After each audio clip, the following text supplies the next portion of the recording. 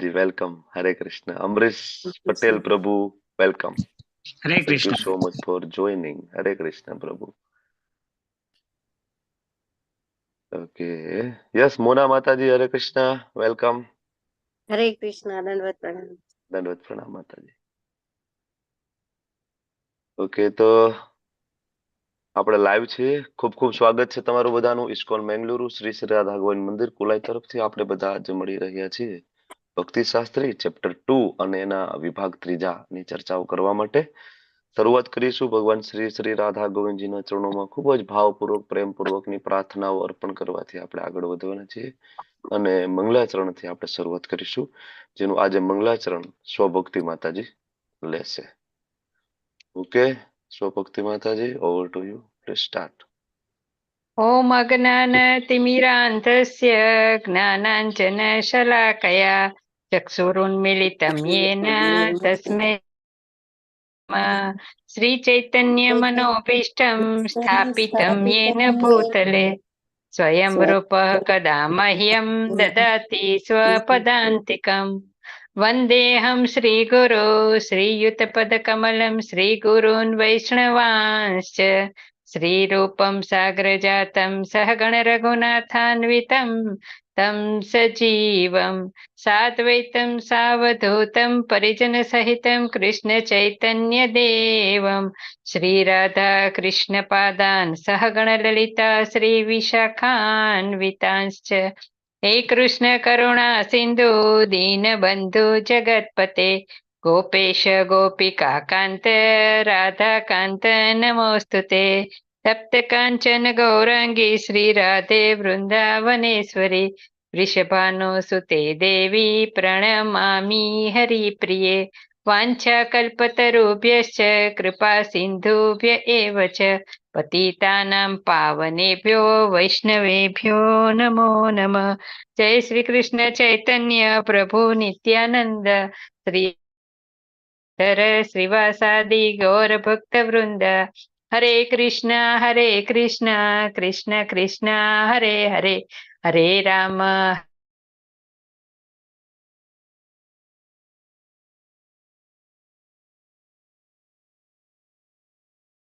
માતાજી, એક શ્રી પ્રભુપાદ પ્રણામ મંત્ર આમાં લખેલો નથી પણ આપણે એડ કરીએ છીએ અને આપણે બોલીએ છીએ. તમને ખ્યાલ છે ને? નમો વિષ્ણુપાદાય કૃષ્ણ પ્રેષ્ઠાય ભૂતલે શ્રીમતે ભક્તિ વેદાંત સ્વામીન ઇતિ નામિને નમસ્તે સારસ્વતે દેવે ગૌરવાણી પ્રચારિણે નિર્વિશેષા શૂન્યવાદી પાશ્ચાત્ય દેશતારિણે. જય શ્રી કૃષ્ણ ચૈતન્ય પ્રભુ નિત્યાનંદ શ્રી અદ્વૈત ગદાધર શ્રીવાસાદિ ગૌર ભક્ત વૃંદ હરે કૃષ્ણ કૃષ્ણ કૃષ્ણ હરે હરે રામ રામ રામ હરે હરે. હરે કૃષ્ણ પ્રભુજી. પ્રભુજી, અમે રીડિંગ ક્લાસમાં બોલીએ જ છીએ વાંછા કલ્પતરુ પછી તરત જ, હરે કૃષ્ણ. પણ અહીંયા મેં સાંભળ્યો નહોતો ને એટલે મને એમ કે નહીં બોલતા હોય. પ્રભુપાદ પ્રણામ મંત્ર ના બોલીએ એવું તો પોસિબલ નથી. કોઈ પણ લેક્ચર, કોઈ પણ પ્રવચન, કોઈ પણ કીર્તન, કોઈ પણ સેવા, એટલે લખેલો નહોતો ને એટલે, whichever બાકી સેવા, અમે yes. બોલીએ છીએ કાયમ. હા, બોલવાનો પ્રભુપાદનો પ્રણામ મંત્ર, ઇવન આપણા ગુરુ મહારાજનો પ્રણામ મંત્ર બોલી પછી પ્રભુપાદનો પ્રણામ મંત્ર બોલીને હંમેશા આપણે સેવા, કારણ કે this is one type of સેવા. જેમ કૃષ્ણને ભોગ લગાડીએ છીએ એમ આ પણ એક સેવા છે. ભક્તિ શાસ્ત્રીનો ક્લાસ લેવો અને એટેન્ડ કરવો, ઇટ ઇઝ ઓલ્સો સેવા ઓફ શ્રી શ્રી રાધા ગોવિંદજી. તો ગુરુ વગર તો એ સેવા ક્યાંથી સ્વીકારવાના છે ભગવાન? આપણામાં એવી કઈ લાયકાત છે કે આપણી સેવા કૃષ્ણ સ્વીકારશે? બરાબર ને? એટલે પ્રભુપાદ વગર તો યસ, થેન્ક યુ. અને સરસ મજાનું ગાતા શીખી જવાનું. મંગલાચરણ તમારા બધાની હું વાત કરું છું. મંગલાચરણ, સરસ મજાનું કીર્તન, આ બધું ગાતા શીખો. તમે લોકો પ્રભુજી, મને આવડ્યું કે નહીં? મારી કઈ ભૂલ થઈ ના હતી? બરાબર છે. આવવાની ટેવ પાડવાની, સરસ મજાનું. આમ સામે વાળા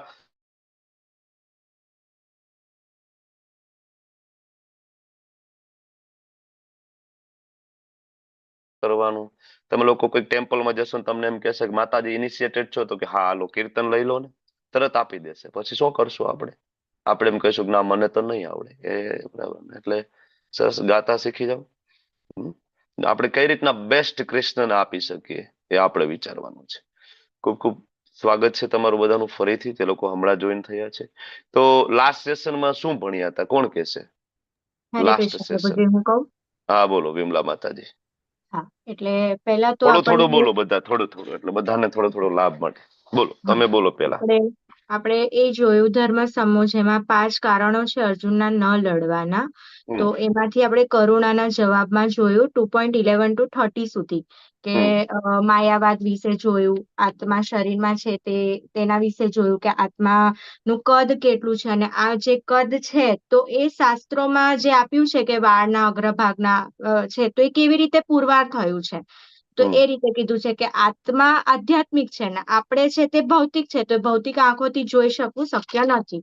એ રિલેટેડ આપણે જોયું. પછી અર્જુનને એ રીતે જવાબ આપ્યા, અને આપણે જે ભક્તિ કરીએ છીએ તે પછી 9 તબક્કા જોયા કે શ્રદ્ધા, સાધુ સંગ, ભજન ક્રિયા, અનર્થ નિવૃત્તિ. જેમાં અનર્થ નિવૃત્તિ છે તે લાંબુ છે કે જેથી કામ, ક્રોધ, લોભ, મોહ એ છોડવું ખૂબ લાંબો સમય જતો હોય છે. પછી 2.16 આપણે જે નાસ્તો વિદ્યતે ન ભાવો વિદ્યતે એના વિશે જોયું.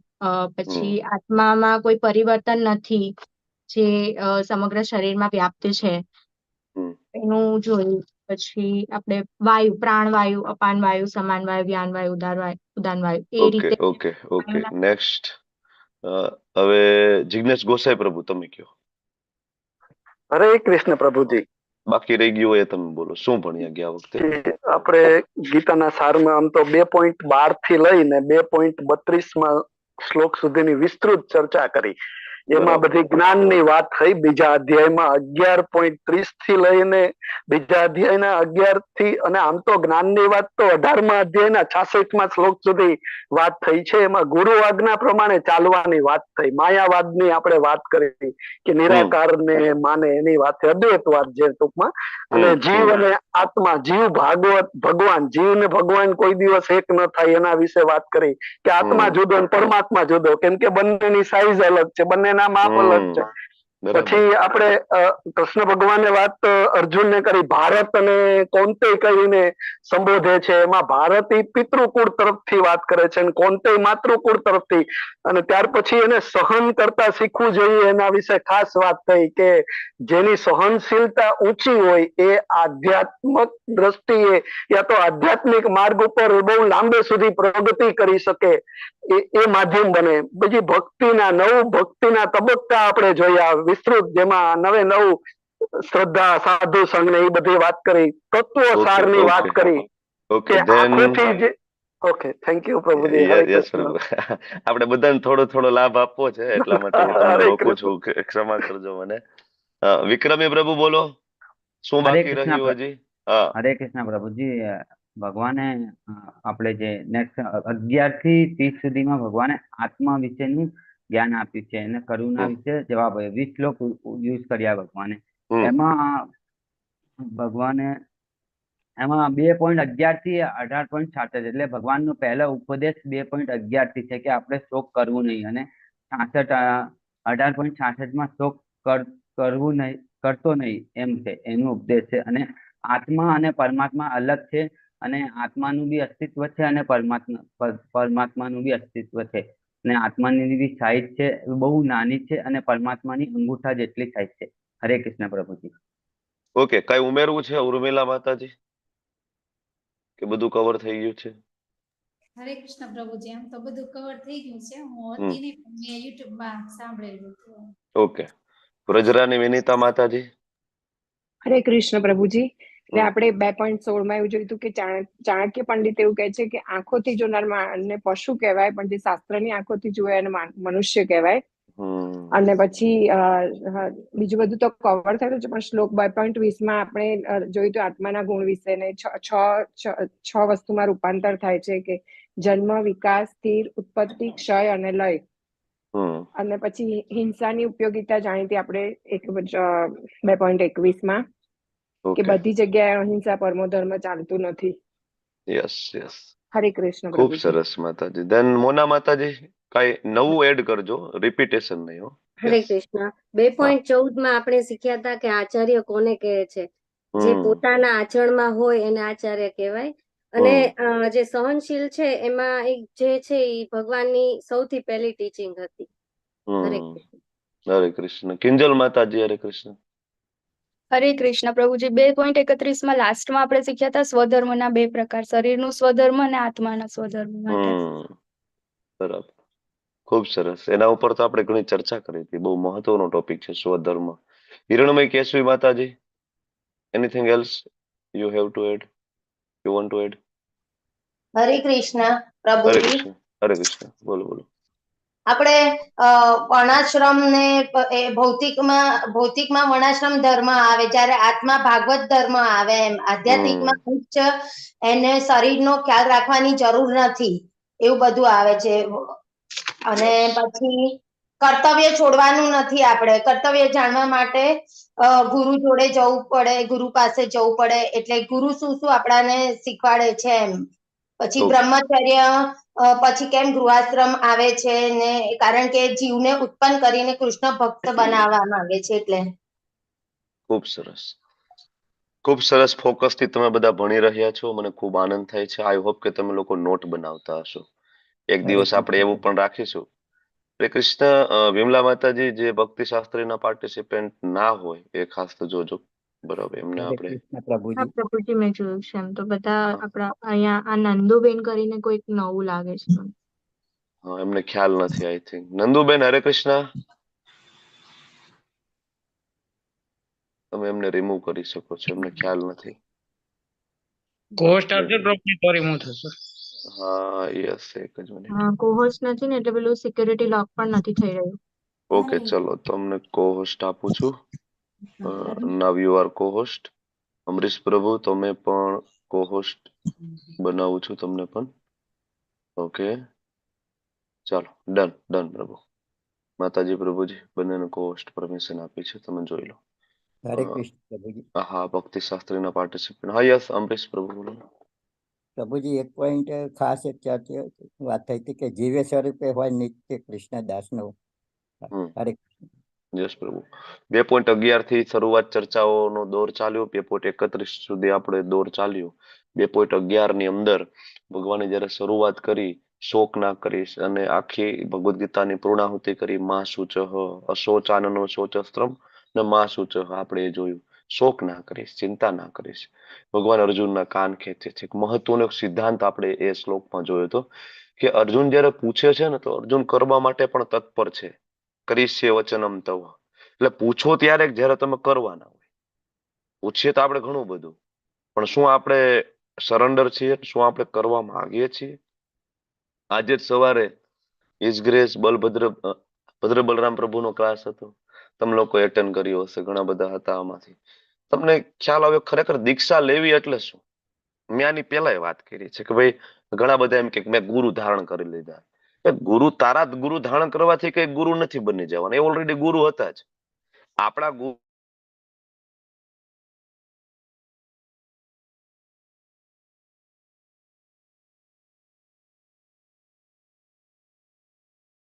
હવે મારું પ્રભુજી, તમે હા, હરે કૃષ્ણ. મ્યુટ થઈ ગયા હતા પ્રભુજી વચ્ચે. એવું હતું? ઓકે, હા પ્રભુજી, બરાબર છે. ઓકે. તો મેં શિષ્યત્વ ધારણ કર્યું છે. મારું કમિટમેન્ટ છે, મારી શરણાગતિ છે. શરણાગતિ એટલે શું? સવારમાં જ આપણને પ્રભુજી સમજાવતા હતા. શરણાગતિ એટલે શું ભાઈ? ગુરુ મહારાજ જે કહે છે. હા, મોના માતાજી બોલો, શું કહેતા હતા તમારા મોટા ભાઈ? બોલો. એણે એમ કીધું હતું કે પ્રણામ કરવું, હાથ જોડવા, જેની શરણાગતિ આપણે લઈએ છીએ એની આજ્ઞાનું પાલન કરવું. એટલે શરણાગતિ એને કહેવાય. જ્યારે હું શરણમાં છું એમ બોલીએ ત્યારે ગુરુની આજ્ઞાનું પાલન કરીએ, એમની આજ્ઞાનું પાલન કરીએ, એને જ શરણાગતિ કહેવાય. હરે કૃષ્ણ. તમે દીક્ષા લો છો ને, પછી ગુરુ મહારાજ નો આદેશ હોય ને, પછી તમારી પાસે એમાં એક્સક્યુઝ ના હોવું જોઈએ. ત્યારે જ તમે દીક્ષા લીધી ગણાય, તો તમે શિષ્યત્વ ગ્રહણ કર્યું કહેવાય. બાકી ગુરુ મહારાજ નો આદેશ હોય ને તમારી એમાં જો કમિટમેન્ટ ના હોય, તમે એમાં એક્સક્યુઝ આપો કે ના ના આ મને બરાબર નથી લાગતું, ઓલું પેલું બરાબર નથી લાગતું, તો મતલબ તમે દીક્ષા લીધા પછી પણ તમે દીક્ષા નથી લીધી, એનો કોઈ મતલબ નથી. દીક્ષિત થવાનો કોઈ મતલબ નથી. ખાલી દીક્ષિત તો માધુરી દીક્ષિત છે, એનો મતલબ નથી. આપણે શિષ્યત્વ ગ્રહણ કરવાનું છે. બરાબર ને? બહુ મહત્વની વસ્તુ છે ને. શિષ્યત્વ ગ્રહણ કરીશું, શરણાગતિ લઈશું ગુરુ મહારાજના એક એક શબ્દને આપણે ધારણ કરીશું મસ્તક ઉપર. આપણે આજે કરી રહ્યા છીએ આ પણ આપણે ગુરુ મહારાજનો આદેશ છે. રવિવારે તમે લોકો બધા બિઝી શેડ્યુલમાંથી ટાઈમ કાઢીને આવો છો. ભાઈ આ સેવા છે ગુરુ મહારાજની. તો એ આપણે સિદ્ધાંત આપણે 11મા શ્લોકમાં જોયું. 12મા શ્લોકની અંદર ભગવાન એક કોયડા જેવો શ્લોક આપ્યો છે. બરાબર. હજી એને ઇનડાયરેક્ટલી ભગવાન કહે છે કે આપણે શરીર નથી, આત્મા છે. ભાવાર્થમાં માયાવિદ વિશે પ્રભુપાદ ખૂબ ડિટેલિંગ આપે છે. 13મા શ્લોકની અંદર ભગવાન કહે છે જે સૂક્ષ્મ ફેરફાર થાય છે બોડીની અંદર અને જેની ગતિ થાય છે, દેહી અને દેહ બે શબ્દ, આ બધી ચર્ચાઓ આપણે કરી છે. 14મા શ્લોકમાં સહન કરતા શીખવું, માત્રા સ્પર્શાસ્તુ, કોંતેય અને ભારત બે શબ્દ, એનો અર્થ છે, શું કામ છે, સહન કરીએ તો શું મળે છે, અમૃતવાય કલ્પતે, અમૃતની પ્રાપ્તિ થાય છે, અમૃત જેવો આનંદની પ્રાપ્તિ થાય છે. બરાબર. એ આપણે જોયું હતું 15મા શ્લોકની અંદર. 16મા શ્લોકની અંદર તત્વદર્શી કોને કહેવાય ખરેખર એ આપણે જોયું. ના સતો વિદ્યતે ભાવો, ના ભાવો વિદ્યતે સત. એ કહેવાય કવિતા જેવું જે શ્લોક આપ્યો છે સરસ મજાનો પોએટિક. તો એ ના ભાવો વિદ્યતે સતની ચર્ચા 17મા શ્લોકમાં થઈ. બરાબર. અને જેમાં આપણે આત્માની ખૂબ ડિટેલમાં ચર્ચા કરી અને આપણે એ શ્લોકને ડીકોડ કર્યો કે ખરેખર એ વાળના અગ્રભાગનો 10,000મો ભાગ એટલે શું કહેવા માંગે છે. લેવલ 1, 2 આપણે ભણીએ ત્યાં સુધી આપણને એમ જ હતું કે એની સાઈઝની જ વાત કરી રહ્યા છે કે વાળનો અગ્રભાગનો 10,000મો ભાગ કરો આત્માની સાઈઝ થઈ જાય. આપણને એવું જ હતું અત્યાર સુધી. જ્યાં સુધી ભક્તિ શાસ્ત્ર આપણે ન કરીએ ત્યાં સુધી આપણને એવું લાગે કે એને પરફેક્ટલી સાઈઝ બતાવે. પણ ત્યાં લખ્યું જ નથી ને કે વાળ કોનો છે, મનુષ્યનો છે, ઘોડાનો છે, હાથીનો છે, ગેંડાનો છે, ક્યાં લખ્યું છે. બરાબર. એ આપણને સમજાવી રહ્યા છે કે આત્મા એકદમ સૂક્ષ્મ છે, જે ચર્ચા બહુ ડિટેલમાં કરી છે. બરાબર. પછી આત્મા રહે છે ક્યાં? હૃદયની વાત કરો છો, કયું હૃદય? આ ભૌતિક હૃદય? આવું હૃદય તો વૃક્ષોમાં નથી. પમ્પિંગ તો એમાંય થાય છે. આપણે જે પમ્પિંગ થાય છે સેમ વૃક્ષોમાં થાય છે. તો કયું હૃદયની વાત છે? બરાબર ને? સૂક્ષ્મ હૃદયની વાત છે. આ બધી ચર્ચાઓ ખૂબ ડિટેલિંગમાં કરી. બરાબર. એના પછી આપણે એ ચર્ચા કરતા કરતા છેક 32મા શ્લોક સુધી પહોંચી ગયા છીએ. હવે આપણે એ શ્લોકમાંથી ડાયરેક્ટ આગળ વધીશું. તમે લોકોએ ઓલરેડી રિવિઝન ખૂબ સરસ રીતના કર્યું છે એટલે હું ફરીથી બધા શ્લોકના રિવિઝનમાં જવા નથી માંગતો. આજે તમે લોકો પેપર અને પેન્સિલ લઈને ખાસ તો બેસજો, કારણ કે આપણે આજે એક્સરસાઇઝ આવશે ડ્રોઈંગ કરવાની. તમારે લોકો ડ્રોઈંગ કરવાનું છે આજે. એટલે જેની પાસે ના હોય આજુબાજુમાં વ્યવસ્થા કરી અને બેસજો પેપર પેન્સિલ. તો જે 30 શ્લોક સુધીની જે ચર્ચા પૂરી થઈ એમાં ભગવાને અર્જુનને જે જવાબ આપ્યો, કરુણાનો જે આન્સર હતો એ ભગવાને એડ્રેસ કર્યો. બરાબર. અને પછી હવે જે 31 થી લઈને જે 37 શ્લોકની જે ચર્ચા થશે ને એ ચર્ચાઓ છે કર્મકાંડ રિલેટેડ, જેમાં અર્જુનનો જે પ્રશ્ન હતો કે કોઈ આનંદ નથી. હવે આમ જોવા જઈએ કોઈ આનંદ નથી. આ જે દલીલ છે ને દલીલ એકદમ નીચી કક્ષાની દલીલ છે. આપણે વાત કરી હતી. બરાબર. જે અર્જુનના બાકીના બધા પ્રશ્ન જે છે ને એના કરતા આ પ્રશ્નનું જે લેવલ છે ને આધ્યાત્મિકતાની દ્રષ્ટિએ એ બહુ નીચી કક્ષાનું લેવલ છે. બરાબર. એટલે ભગવાન ઈ લેવલ ઉપર જઈને પણ અર્જુનને પ્રશ્ન આપે છે કે ભાઈ ચાલ, તારો પ્રશ્ન એ ટાઈમનો છે, જવાબે હું તને આપું છું. ભાઈ ચાલ, તું મૃત્યુ પામીશ તો સ્વર્ગ મળશે તને, જીતી જઈશ તો તને રાજ્ય મળશે. આ બધી ચર્ચાઓ ભગવાન અર્જુન સાથે કરવાના છે 31 થી લઈને 37 શ્લોક સુધીમાં. બરાબર. આનંદ નથી એનો જવાબ, જેને કર્મકાંડ કહી શકાય, જેને સકામ કર્મ કહી શકાય, કારણ કે બીજા અધ્યાયની અંદર બધું આપેલું છે. તમને ખ્યાલ છે. હવે 31મા શ્લોકની અંદર જે શરૂઆત થઈ કર્મકાંડી જ્ઞાન, એની શરૂઆત ભગવાન સ્વધર્મથી કરે છે. અને સ્વધર્મના આપણે બે પ્રકાર ખાસ કરીને જોયા. એક તો શરીરથી સંબંધિત અને એક આત્માથી સંબંધિત. શરીરથી સંબંધિત જે છે ભૌતિક કહેવાય, જે વર્ણાશ્રમ ધર્મમાં આવે, અને આત્માથી જે સંબંધિત સ્વધર્મ છે આધ્યાત્મિક કહેવાય, અને જેને ભાગવત ધર્મ કહેવામાં આવે છે. ઓરિજિનલ આપણો જે ધર્મ છે ભાગવત ધર્મ છે. બરાબર. પણ આપણે આ શરીર સાથે આગળ વધવાનું છે એટલે વર્ણાશ્રમ ધર્મને ફોલો કરતા કરતા કરતા કરતા એક સમયે 100% ભાગવત ધર્મનું ફોલો કરીશું. પગથિયું છે. વર્ણાશ્રમ ધર્મ છે એકચ્યુઅલી પગથિયું છે. એટલે ભગવાન છેલ્લે કે છે સર્વ ધર્માન પરિત્યાજ્ય. ભગવાન તો આ ધર્મને પણ કહેવાય પરિત્યાજ્ય કરવાનું કે છે. સમજો છો? વર્ણાશ્રમ ધર્મને પણ ભગવાન કે છે કે એનો પણ પરિત્યાગ કરી દો છેલ્લે. બરાબર. બ્રાહ્મણ, ક્ષત્રિય, વૈશ્ય, શૂદ્ર, ગૃહસ્થાશ્રમ, બ્રહ્મચાર્ય, વાનપ્ર, સંન્યાસ આશ્રમ, આ પણ એક ધર્મ છે. બરાબર. એ અલ્ટિમેટલી બધા ધર્મનો ત્યાગ કરો. હિન્દુ, મુસ્લિમ એ વસ્તુ તો આખી જુદી જ થઈ ગઈ. એક તો આખી લોલ કક્ષાની વાત થઈ ગઈ. બરાબર. પણ ભગવાન તો છેલ્લે વર્ણાશ્રમ ધર્મનું પણ કહે છે એ પણ છોડો છેલ્લે. અને છેલ્લે 100% ભાગવત ધર્મની અંદર આવો, જે આત્માનો ધર્મ છે. ભાગવત ધર્મને આપણે ફોલો કરશું તો જ આપણને એ અલ્ટિમેટ શુદ્ધતા પ્રાપ્ત થશે અને આપણે ભગવાનના શરણે જઈશું. આ ચર્ચા આપણે 31મા શ્લોકમાં કરી અને હવે આપણે 32મા શ્લોકમાં આપણે એન્ટર થાય છીએ. આ 31 થી લઈને 37મા શ્લોક એને કર્મકાંડી જ્ઞાન કહેવાય. તમને ખ્યાલ આવી ગયો છે ને કર્મકાંડ એટલે શું છે? બોલો તો, કર્મકાંડ એટલે શું? એમાં કેવું જ્ઞાન પ્રાપ્ત થાય કર્મકાંડની અંદર? પૂનમ માતાજી બોલો. કશું મેળવવા માટે કોઈ યજ્ઞ કરવાથી આપણને એ મળી જાય એને કર્મકાંડી જ્ઞાન કહેવાય. હા, કે જેમાં કઈક સ્વાર્થ રહેલો છે કે હું આ કરું તો મને આ મળવું જોઈએ. બરાબર. અને તમે તમારી સકામ કર્મ કહેવાય, કર્મકાંડી જ્ઞાન કહેવાય. તમે આજુબાજુમાં નજર દોડાવો ને તો કહેવાતા મોટા મોટા વિદ્વાનો ને મોટા મોટા બ્રાહ્મણો પણ આમાં ડૂબેલા છે. કર્મકાંડ વાળા જે પોર્શન વેદોનો છે. વેદોના મુખ્ય 3 પોર્શન છે. કયા કયા? કર્મકાંડ, ઉપાસના કાંડ અને જ્ઞાનકાંડ. હા, કર્મકાંડ, ઉપાસના કાંડ અને જ્ઞાનકાંડ. એમાં કર્મકાંડનો આમ જોઈએ તો એટલો બધો વેદોમાં ડિટેલિંગ એના વિશે નથી. એના કરતા વધારે ડિટેલિંગ વેદોમાં જોવો ને જ્ઞાનકાંડ વિશે છે. બરાબર. પણ છતાં પણ માણસો કર્મકાંડથી આકર્ષિત ખૂબ થાય છે. કારણ કે એટલું બધું એમાં આલંકારિક ભાષાઓમાં આપેલું છે ને વેદોની અંદર. બરાબર. એટલે ભગવાન આગળ કહેશે, ભગવદ્ ગીતામાં કહે છે, હું કઈ વેદો વાંચીને બેઠો નથી તમારી સામે. ભગવાન સ્વયં કે છે કે જે ભાષા કેવી છે અને પ્રભુપાદના તાત્પર્ય મેં વાંચ્યા છે. તો કર્મકાંડ નો જે બીજા નંબરનો શ્લોક એટલે 32મો શ્લોક.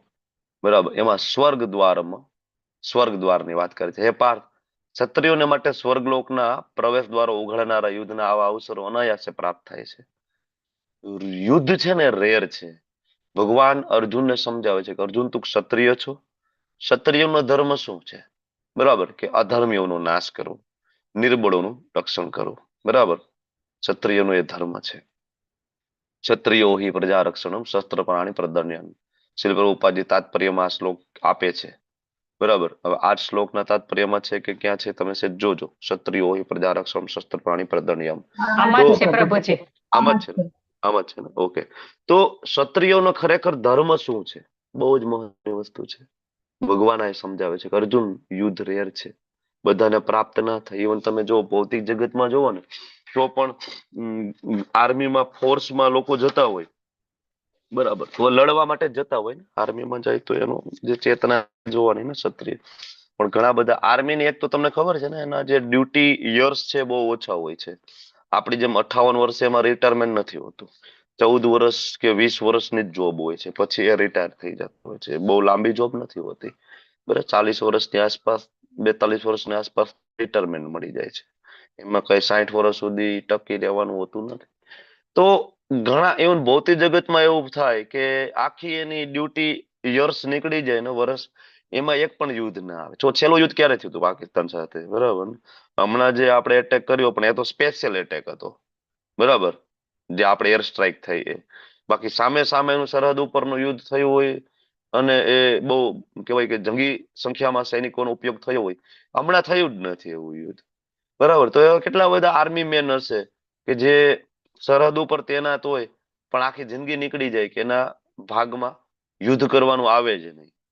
ભગવાન અર્જુનને કહે છે હકીકતે તો ક્ષત્રિયોની વીરગતિ થાય એમાં જ એ ખુશ હોય છે ને. એની જે ઓરિજિનલ ચેતના એ જ હોય ને. આ ના હોય તો એને ક્ષત્રિય બનવું જ ન જોઈએ અને એને ખરેખર સરહદ ઉપર જવું જ ના જોઈએ. ઓરિજિનલ ચેતના જે છે આ જ ચેતના એની હોવી જોઈએ. એટલે ભગવાન અર્જુનને કહે છે તું ક્ષત્રિય છો. બરાબર. અને લક્ષ્મી ચાંદલો કરવા આવે છે ને તું એમ કે છે હું મોઢું ધોઈ આવું. ક્ષત્રિય છો, તારી સામે એક અવસર પ્રાપ્ત થયો છે. આટલું મોટું યુદ્ધ તને મળી રહ્યું છે. અને અર્જુન, જે વસ્તુ બ્રાહ્મણોને યજ્ઞ કરવાથી પ્રાપ્ત થાય ને, બ્રાહ્મણો યજ્ઞ કરે, કર્મકાંડ કરે અને એને સ્વર્ગ પ્રાપ્ત થાય, એ અર્જુન તને આ યુદ્ધ કરવાથી પ્રાપ્ત થશે. એટલે ભગવાન કહે છે તારે ખુશ થવું જોઈએ, ઉત્સાહપૂર્વક તું યુદ્ધ કર. તું એમ કે છો કે એક તો આમાં પાપ લાગે છે, અને એક તો આમાં કોઈ આનંદ નથી. બે પ્રશ્ન આમ એક સાથે ભગવાન એડ્રેસ કરતા જાય છે આ બધા શ્લોકોની અંદર. આમ જુઓ તો આગળ કહે છે કે માટે જો તું યુદ્ધ કરવાના તારા સ્વધર્મનું આચરણ નહીં કરે. હવે અહીંયા સ્વધર્મ તમને ક્લિયર થઈ ગયો હોવો જોઈએ, કારણ કે આગળ આપણે સ્વધર્મની ચર્ચા કરી. વર્ણાશ્રમ ધર્મ મુજબ અર્જુન છે, ક્ષત્રિય છે, બરાબર. એનો સ્વધર્મ શું છે એનું તો આચરણ નહીં કરે ને, તો પોતાના કર્તવ્યની ઉપેક્ષા કરવાના પાપનું ફળ તને અવશ્ય મળશે. ભગવાન કહે છે, અર્જુન એમ કહે છે ભગવાન પાપ લાગશે તો ભગવાન કહે છે કે તું એમ કહેશ કે યુદ્ધ કરવાથી પાપ લાગશે, પણ અર્જુન તું યુદ્ધ નહીં કરે ને તો તને પાપ લાગશે. કારણ કે જે ખોટું છે એ કરવાથી તો પાપ જ છે, પણ જે સાચું છે, જે કરવું જોઈએ એ ના કરવાથી પણ પાપ લાગે છે. ભગવાન એ સમજાવી રહી છે. જે સાચું છે, બરાબર, જેનું વેદોની આજ્ઞા છે, શાસ્ત્રોની આજ્ઞા છે, ભગવાનની આજ્ઞા છે, એ ના કરવાથી પણ પાપ લાગે છે, બરાબર. અને બીજું એ કે ખાલી અર્જુનને પાપ નહીં લાગે, બીજું પણ અર્જુન બે વસ્તુ કરશે. કઈ બે વસ્તુનો સામનો કરશે? આગળ ભગવાને એ વસ્તુ એડ્રેસ કરી છે. કઈ બે વસ્તુ? અપકીર્તિ. એક અપકીર્તિ, બીજું એને લોકોને મતલબ એ રીતે કે શું કહીને મતલબ લોકોને એડ્રેસ કરશે કે તું યુદ્ધ લડ્યા વગર એટલે છોડી દીધું એમ. હા, એટલે એને કહેવાય નિંદા, બરાબર. એટલે બે વસ્તુ અર્જુન ફેસ કરશે, ખાલી પાપ નહીં. એક તો પોતાનું યશ ખોઈ દેશે કમ્પ્લીટલી, બરાબર. અને બીજું બધા લોકો એની નિંદા કરશે. આ બે વસ્તુ સાથે ચાલશે, અને નિંદા એની થશે સતત, અને એની બધી કીર્તિ છે ફ્લશ આઉટ થઈ જશે. ભગવાન કહે છે ખાલી પાપ લાગશે એવું નહીં, બરાબર. એટલે અર્જુન એમ કહેતો હતો કે યુદ્ધ લડીશ તો નુકસાન, અને યુદ્ધ નહીં લડું તો પણ નુકસાન. અર્જુન ભગવાનને એ રીતના સમજાવે છે. છેલ્લે એમ કે છે કે અનિર્ણયતા છે, મારે શું કરવું મને ખબર નથી.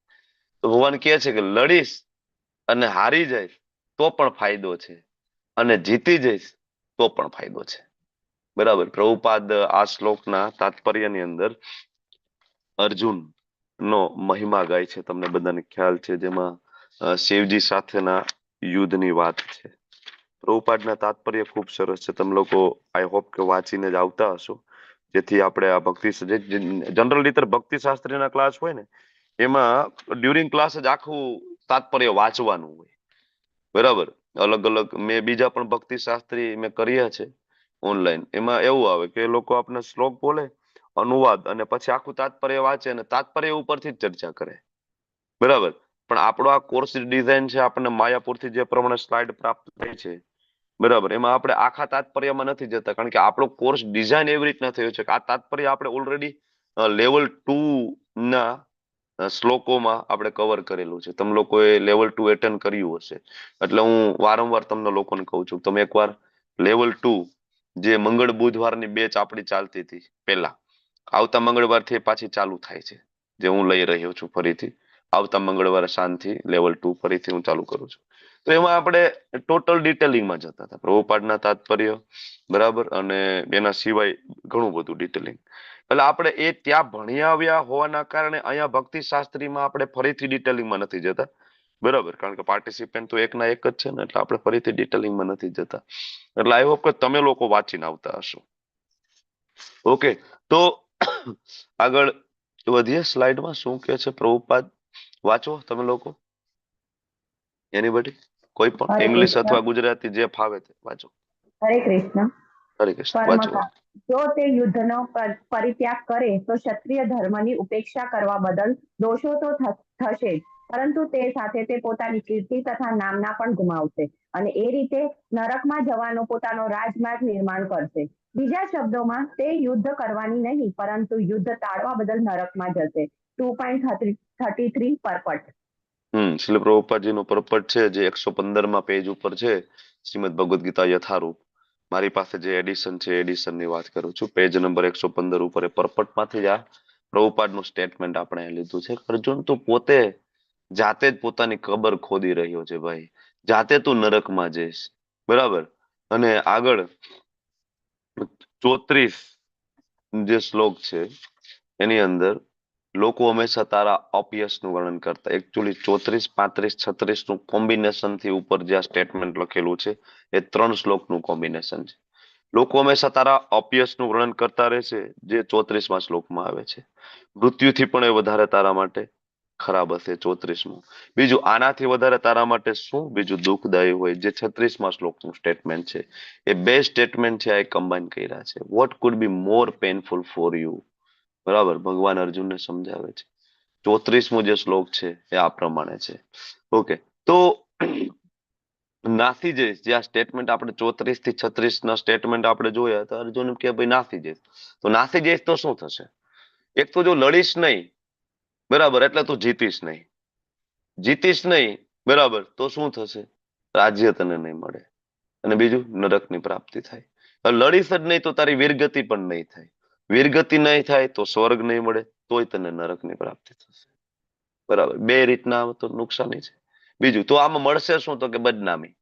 બદનામી સિવાય અર્જુનને ખરેખર કાંઈ નહીં મળે, કારણ કે કૌરવો તો ઠીક છે, એ તો બદનામ કરશે જ, પણ એની સાથે જે 7 અક્ષોહિણી સેના જે ઊભી હતી અર્જુનની બાજુમાં, એ શું વિચારશે અર્જુન વિશે?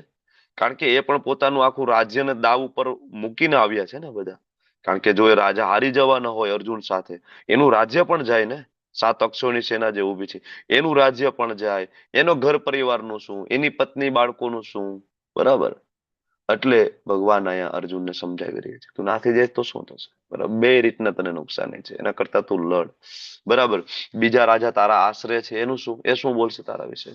એટલે ભગવાને પેલા સહનશીલતાની જે વાત કરી છે, કે તારા સ્વજનો ગુમાવાનું દુઃખ છે ને તું સહન કર. માત્રા સ્પર્શાસ્તુ કોંતય શીતોષ્ણ સુખ દુઃખદા. બરાબર, એ તું કરીશ તો શું થશે? તો કે ભાઈ અમૃતવાય કલ્પતે. ભગવાન એમ કે છે એ દુઃખ તો ઠીક છે, એ તો કદાચ તું સહન કરી જઈશ, કે ભાઈ મારા જે સ્વજનો જતા રહ્યા, પણ અર્જુન આ દુઃખ તું સહન નહીં કરી શકે. કયું દુઃખ? અપયશનું, અપકીર્તિનું, નિંદાનું. તારી સાથે જે રાજાઓ છે એ મૃત્યુ પામશે, એમની પત્ની, એમના બાળકો, બરાબર, એ અધર્મીના હાથે એનો વધ થશે, એનું શોષણ થશે, એનો રેપ થશે, એનો બલાત્કાર થશે ને. દુર્યોધન જેવા માણસો શું કરવાના આગળ સિંહાસન ઉપર બેસે તો? જે પોતાની માં સમાન ભાભીને ના છોડી શકે, તો એ પ્રજાનું તો શું કરવાના હોય? ભગવાન અર્જુનને સમજાવે છે, બરાબર, કે આ તો તું નહીં સહન કરી શકે અર્જુન, ધેટ ઇઝ ઇમ્પોસિબલ. તારાથી આ વસ્તુ સહન નહીં થાય. બરાબર, એટલે આમ પણ જો તો કોઈ પણ માણસને સૌથી વધારે લગાવ શેની સાથે હોય? ઇવન ખાસ તો જે સૈદ્ધાંતિક લોકો હોય ને, ભલે એને બીજી કઈ કામના ના હોય, ઘણા બધા એવા લોકો જેને પૈસાની કામના ના હોય, બરાબર, પણ છતાં પણ એક વસ્તુની કામના હંમેશા રહે, શેની? નામની. મોટા મોટા કથાકારો પણ જો નામની કામના છે હંમેશા રહે. બરાબર, આમ તો અત્યારના લોકોમાં તો આનું પણ ઓછું જોવા મળે છે. બરાબર, કારણ કે પેલા તો હજી શું છે કે પોતાના પિતાજીનું નામ ખરાબ ના થાય એનો ભય બહુ રહેતો.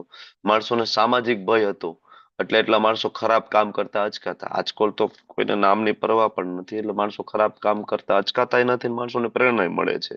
બરાબર, એટલે ભગવાન અર્જુનને પોતાનો અંતિમ નિર્ણય આપે છે કે અર્જુન, તું કદાચ યુદ્ધમાં વીરગતિ પામીશ ને તો ચાલશે, ભાગવાનું નથી. ભગવાન ક્લિયરલી અર્જુનને કહે છે વીરગતિ થાય, મૃત્યુ થાય તો પણ વાંધો નથી. જે જે મહાન યોદ્ધાઓ તારા નામ તથા યશ વિશે બહુ ઊંચો અભિપ્રાય ધરાવે છે ને, બરાબર, ગુરુ દ્રોણ, ભીષ્મ પિતામહ, બરાબર, એવો માની લેશે કે તું ભયના કારણે રણક્ષેત્ર છોડી દીધું છે, તેથી તેઓ તને કાયર ગણશે. અર્જુનને એમ હતું પોતે યુદ્ધ નહીં કરે ને તો બધા એના વખાણ કરશે, કેટલો દયાળુ છે, ત્યાગી છે, ભૌતિક વસ્તુ સાથે અર્જુનને જરાય એટેચમેન્ટ નથી, સિંહાસન છોડવા માટે અર્જુન તૈયાર છે. ભગવાન કે બિલકુલ એવું નથી અર્જુન, એવું બિલકુલ નહીં થાય. તને શું લાગે છે? બધા કહે છે કે તું કાયર છો, ડરપોક છો. હવે આવું શું કામ સામેવાળા વિચારશે કે અર્જુન કાયર છે, ડરપોક છે? બરાબર, ચાણક્ય પંડિતનું એક સરસ મજાનું સ્ટેટમેન્ટ છે, આત્મનેવ મન્યતે જગત. આત્મનેવ મન્યતે જગત, કે જે વ્યક્તિ પોતે જેવો હોય ને, બરાબર, જે વ્યક્તિ પોતે જેવો હોય, પોતાના જેવા વિચારો હોય, એ વ્યક્તિ છે હંમેશા સામેવાળાને એ જ દ્રષ્ટિથી જોવે. સામેવાળી પાર્ટી હતી બધી કેવી હતી? દુર્યોધન પાર્ટી બધી, બરાબર, તમને બધાને ખબર છે, બધા કપટી, બધા પૈસાના લોભી, બરાબર, આવા માણસો હતા. અને એ બધાને રાજ્ય જોઈતું હતું, સિંહાસન જોઈતું હતું, બરાબર. તો આ બધા કપટી અને લોભી માણસો છે, એના મનમાં ક્યારેય સારો વિચાર આવશે નહીં, કારણ કે એને કોઈ સ્વપ્નમાં જોયું જ નથી આવું, કે વૈરાગ્ય હોય, ત્યાગ હોય, સમર્પણ હોય, ગુરુ નિષ્ઠા હોય, આવું તેને સ્વપ્નમાંય નથી. એ તો યુદ્ધ ભૂમિ ઉપર એ ગુરુનું અપમાન કરવા માટે બેઠા છે, ગુરુદ્રોણનું, જે આપણે પેલા અધ્યાયમાં કવર કર્યું છે. તો આ લોકોને તો સ્વપ્નમાં એ વસ્તુનો વિચાર નથી આવવાનો કે અર્જુન તે બહુ મોટો ત્યાગ કર્યો છે ને તારા વખાણ કરે, એટલે તો એ બિલકુલ ભૂલી જાય છે. આત્મને એવ મન્યતે જગત, એ જેવા છે ને એવું જ તારી ચર્ચા આગળ થશે. બરાબર. તો અહીંયા એક પ્રભુપાદ છે યશોમંત સેન, આની ચર્ચા આગળ પણ થઈ છે. તમને કોઈને યાદ છે યશોમંત સેન વિશે? કોણ છે, શું છે પ્રસંગ? એનીબડી? એમના વાઇફ કઈ એ યુદ્ધ જીતીને આવે છે તો અરે યુદ્ધમાં હારીને આવે છે તો એમના પત્ની દરવાજો નથી ખોલતા કિલ્લાનો અને એવું કહે છે કે આ જે આવ્યો છે એ કઈક બીજો જ છે, આ મારો પતિ નથી એમ. એટલે ત્યારે પછી યશોમતી સેન જાય છે ને યુદ્ધ કરીને જીતીને આવે છે. હરિબોલ. ખૂબ સરસ. એકચ્યુઅલી ઘણી બધી જગ્યાએ ઇવન ભાગવતમમાં પણ ધર્મેશ પ્રભુએ ઘણી વખત એ પ્રસંગ લીધો છે. યશોમંત સેન વાળો છે કે ભાઈ કાં તો યુદ્ધ જીતી લે અથવા તો પોતાનું શરીર ત્યાગ કરે. એકચ્યુઅલી યશોમંત સેન જે છે રાજા હતો, યુદ્ધ કરવા ગયો, પોતે ક્ષત્રિય છે, યુદ્ધ કરવા ગયો અને યુદ્ધની અંદર એ ભાઈ ડરી ગયો અને ભાગીને ફરીથી આવી જાય છે. ક્યાં? પોતાના રાજ્યમાં. રાજ્યમાં આવે છે તો સ્વાભાવિક છે, યુદ્ધ ચાલે છે તો કે દરવાજા ખુલ્લા ના હોય, બધા જ ગેટ બંધ હોય. બરાબર. તો છેક બારની સાઈડમાં ઉભો રહે છે, ઉપર જે દ્વારપાલ હોય એ દ્વારપાલને કહેડાવે છે કે મહારાણીને કહો કે હું આવી ગયો છું. પણ દ્વારપાલને ખબર હતી કે હજી યુદ્ધ તો પૂરું થયું જ નથી, કારણ કે બ્યુગલ વાગ્યા જ નથી. બરાબર. કારણ કે તો સેના સાથે આવે, વિજય પતાકા સાથે આવે, એવું કઈ વિજય પતાકા કે એવું કઈ હતું જ નહીં, ખાલી રાજા એકલો આવ્યો હતો. બરાબર. દોડીને, નાસીને. એટલે જે દ્વારપાલ છે એમને અંદર રાણીને કહ્યું ભાઈ યશોમંત સેન મતલબ રાજા આ રીતના આવ્યા છે. ત્યારે એ રાણી એમ કે છે કે એ શક્ય નથી, કે રાજા છે એ જો આવી રીતના આવે ધેટ ઇઝ ઇમ્પોસિબલ, કારણ કે એ કોઈક વ્યક્તિ ઢોંગી હોય ને એવું લાગે છે. રાણી શું કે છે? એ ઢોંગી હોય એવું લાગે છે, હારીને આવે નહીં, કાં તો એ યુદ્ધ જીતીને આવશે અને કાં તો એ શરીર એનું ત્યાં યુદ્ધ ભૂમિ ઉપર ત્યાગ કરી દેશે. બાકી એ કોઈ દિવસ હારીને મારી સામે ઉભા રહીએ એ શક્ય નથી, કારણ કે ક્ષત્રિયનો એ ધર્મ જ નથી ને, ઇમ્પોસિબલ. અને એવું કરશે તો આપણે વાત થઈ હતી એમ કે ભાઈ ક્ષત્રિયો છે એ યુદ્ધ શું કામ લડે છે? ક્ષત્રિય વર્ણાશ્રમ ધર્મ મુજબ ક્ષત્રિયોનો યુદ્ધ કરવું એ ધર્મ છે, એનાથી બીજા ઘણા બધા જીવોનો બચાવ થઈ શકે, બીજા બધા જીવોની ધર્મની રક્ષા થાય. આ આવું કરશે તો બીજા ઘણા બધા જીવો છે અધર્મના રસ્તે જશે, એનું શોષણ થશે. બરાબર. એની ખોટી શિક્ષાઓ આપવામાં આવશે. બરાબર. બલાત્કાર થશે, રેપ થશે, આ બધું થશે. એટલે આ બહુ ક્લિયરલી રાણી કહે છે કે દેટ ઇઝ ઇમ્પોસિબલ. એવું કોઈ દી ના બને જે આવ્યો છે એ વ્યક્તિ ઢોંગી છે, યશોમંત સેન નથી. અને જયારે આ વસ્તુ રાજા સાંભળે છે ત્યારે એની આંખ ખુલી જાય છે. રાજા ફરીથી જાય છે યુદ્ધ ભૂમિ ઉપર ને ખૂબ ઉત્સાહપૂર્વક જુસ્સાપૂર્વક યુદ્ધ લડે છે અને જીતીને પાછો આવે છે. એટલે આ જે પ્રભુપાદનું એક લેક્ચર છે લંડનનું, એનું સ્ટેટમેન્ટ છે. તમે વાંચો, કોઈ પણ જેને આગળ ના વાંચ્યું હોય. તમારે લોકો એક્ટિવલી પાર્ટિસિપેટ કરવાનું છે. તમને ખ્યાલ છે આની અંદર? હરે કૃષ્ણ. હા, વાંચો. યશોમંત સેન કાં તો યુદ્ધ જીતી લે છે અથવા તો તે ત્યાં પોતાનું શરીર ત્યાગ કરે છે. તેથી જે માણસ આવ્યો છે તે ઢોંગી હોવો જોઈએ, તેથી તેણીએ દરવાજો ખોલવાની ના પાડી. આ જ એક ક્ષત્રિયની ભાવના. Bhagavad Gita 2.33-35, London, September 3, 1973. 1973 લંડનમાં પ્રભુપાદે જે લેક્ચર આપ્યો છે આ લેક્ચર છે this is the spirit of ક્ષત્રિય. ખૂબ મહત્વનું છે. વર્ણાશ્રમ ધર્મ, પ્રભુપાદ બહુ એની ઈચ્છા હતી કે ફરીથી વર્ણાશ્રમ ધર્મને એસ્ટાબ્લિશ આપણે કરીએ. અને જે સોસાયટીનું જે હેડ છે ને, આપણું ફોકસ હતું હેડ ઉપર, હેન્ડ ઉપર નહીં, હેન્ડ ક્ષત્રિય છે, આપણું ફોકસ છે હેડ ઉપર, કે આપણે સમાજને બ્રાહ્મણ આપીએ. બરાબર. એવા બ્રાહ્મણ આપીએ કે જે વેદોના જ્ઞાતા હોય, ધોતી કુર્તો તિલક, ભગવાનના શુદ્ધ ભક્ત હોય, એવા આપણે બ્રાહ્મણ સમાજને આપીએ. ને જ્યારે હેડ મળી જશે ને તો આગળ બધાને ગાઈડન્સ કરવા વાળો એક સમાજ ઉભો થશે. જો ઇસ્કોન શું કરી રહ્યું છે આજે, તમે જો ઇસ્કોનના બધા મંદિરોની અંદર બધા પ્રભુજી છે શું કરી રહ્યા છે? ગાઈડ કરી રહ્યા છે સમાજને. માણસોને ખબર નથી. આજ તમે સવારે લેવલ 1 નો ક્લાસ કદાચ તમે એટેન્ડ કર્યો હશે, બપોરે આપણે 10 વાગે સવારે લીધો. એમાં એક માતાજી છેલ્લે જે સ્વાધ્યાય પરિવારમાંથી આવતા હતા, તમને ખ્યાલ છે, એને પ્રશ્ન મૂક્યો હતો. બરાબર. તમે જુઓ કે કેટલા વર્ષથી સ્વાધ્યાય પરિવારમાં છે પણ એને ખબર જ નથી શું કરવું હોય. હજી પણ બરાબર એને ખ્યાલ જ નથી ભગવાન કોણ છે, પૂજા કોની કરવી જોઈએ, આપણે સવારે ચર્ચા થઈ હતી, તમને ખ્યાલ હોય, એના ઉપર તો આપણે ડિટેલિંગમાં 1 કલાક સુધી તો આપણે ખાલી એ ચર્ચામાં જ ઉતરી ગયા હતા. 12:30 વાગે આપણો છે ક્લાસ પૂરો થયો, બરાબર, કારણ કે પ્રશ્ન બહુ સેન્સિટિવ હતો અને એમની ઈચ્છા હતી જાણવાની, બરાબર. તો ખબર જ નથી, ગાઈડ કરે, બરાબર, એ બ્રાહ્મણ છે અને પ્રભુપાદની ઈચ્છા હતી કે આવો એક વર્ગ આખો ઉભો થાય જે આખા સમાજને, આખા સંસારને ગાઈડ કરે કે શું કરવાનું છે. ઇસ્કોને કરી રહ્યું છે બખૂબી, શ્રીલ પ્રભુપાદે જે કહ્યું તે. ઓકે, તો આ ક્ષત્રિયની ભાવના છે, this is the spirit of ક્ષત્રિય. આગળના શ્લોકની અંદર ભગવાન કહે છે તારા શત્રુઓ અનેક પ્રકારના કડવા વેણથી તારું વર્ણન કરશે, તારું સામર્થ્ય જે છે એને ધિક્કારશે, તારા માટે આનાથી વધારે બીજું કઈ દુઃખદાયી નહીં હોય, બરાબર. કૃષ્ણ એકચ્યુઅલી અર્જુનને યુદ્ધ કરવાના લાભ અને યુદ્ધ ના કરવાના નુકસાન સમજાવી રહ્યા છે. અર્જુન, તું નહીં કરે તો આ નુકસાન થશે, કરીશ તો આ ફાયદો થશે. એકચ્યુઅલી આ પદ્ધતિ છે. તમારે કોઈ પાસે કઈ કામ કરાવવું હોય, તમારે કોઈને કન્વિન્સ કરવા હોય, બરાબર, કોઈ વસ્તુ માટે, તો તમારે આ વસ્તુ એને સમજાવવી પડશે તું જે કામ કરે છે એના ફાયદા શું છે અને કામ નહીં કરે તો નુકસાન શું છે. આ રીતના એ વ્યક્તિ જો સમજી જશે ને તો એને બીજી વાર તમારે કામ કરવા માટે કહેવું નહીં પડે. આ પદ્ધતિ છે. એકચ્યુઅલી આ પદ્ધતિ આપણે આમાંથી શીખવા જેવી છે. એક શિક્ષકે એમાંથી એક શિક્ષકે આ પદ્ધતિને એડોપ્ટ કરવા જેવી છે.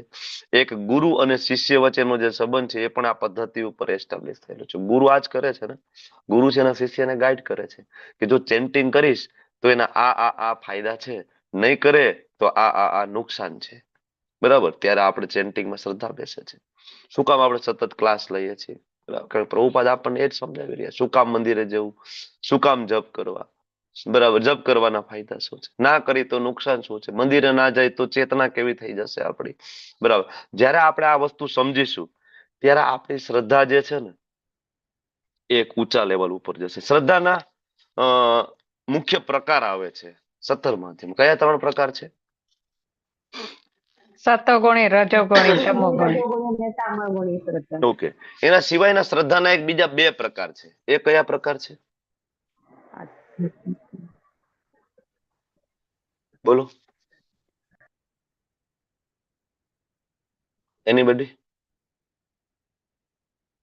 જેવું આવડે એવું તો બોલો. અહીંયા ક્યાં આપણે કોઈને બંદૂકે દે. દેવી અને આસુરીમાં તો આમ કઈ શ્રદ્ધા જેવું હોતું જ નથી માતાજી, બરાબર. કોઈ પણ પ્રકારની શ્રદ્ધા જ નથી, એટલે તેને આસુરી. આદિ ભૌતિક પ્રભુજી. પરા એ પણ નહીં, એ તો ભગવાનની શક્તિ છે. બોલો બોલો, થોડુંક મગજને કસરત કરાવો કે પછી હું જ જવાબ આપી દઉં. ભૌતિક અને આધ્યાત્મિક નજીક પહોંચી ગયા છો મોના માતાજી, એકદમ નજીક પહોંચી ગયા. આદિ દેવી, આદિ ભૌતિક પ્રભુજી. નહીં, એ તો ત્રિવિધ તાપ છે. ઓકે, તો મોના માતાજી કહ્યું એનું એ એકદમ નજીકનું આન્સર છે. 2 પ્રકારની શ્રદ્ધા છે. એક શ્રદ્ધા છે લૌકિક શ્રદ્ધા છે, લૌકિક, અને એક શ્રદ્ધા છે શાસ્ત્રિક શ્રદ્ધા છે. લૌકિક અને શાસ્ત્રિક.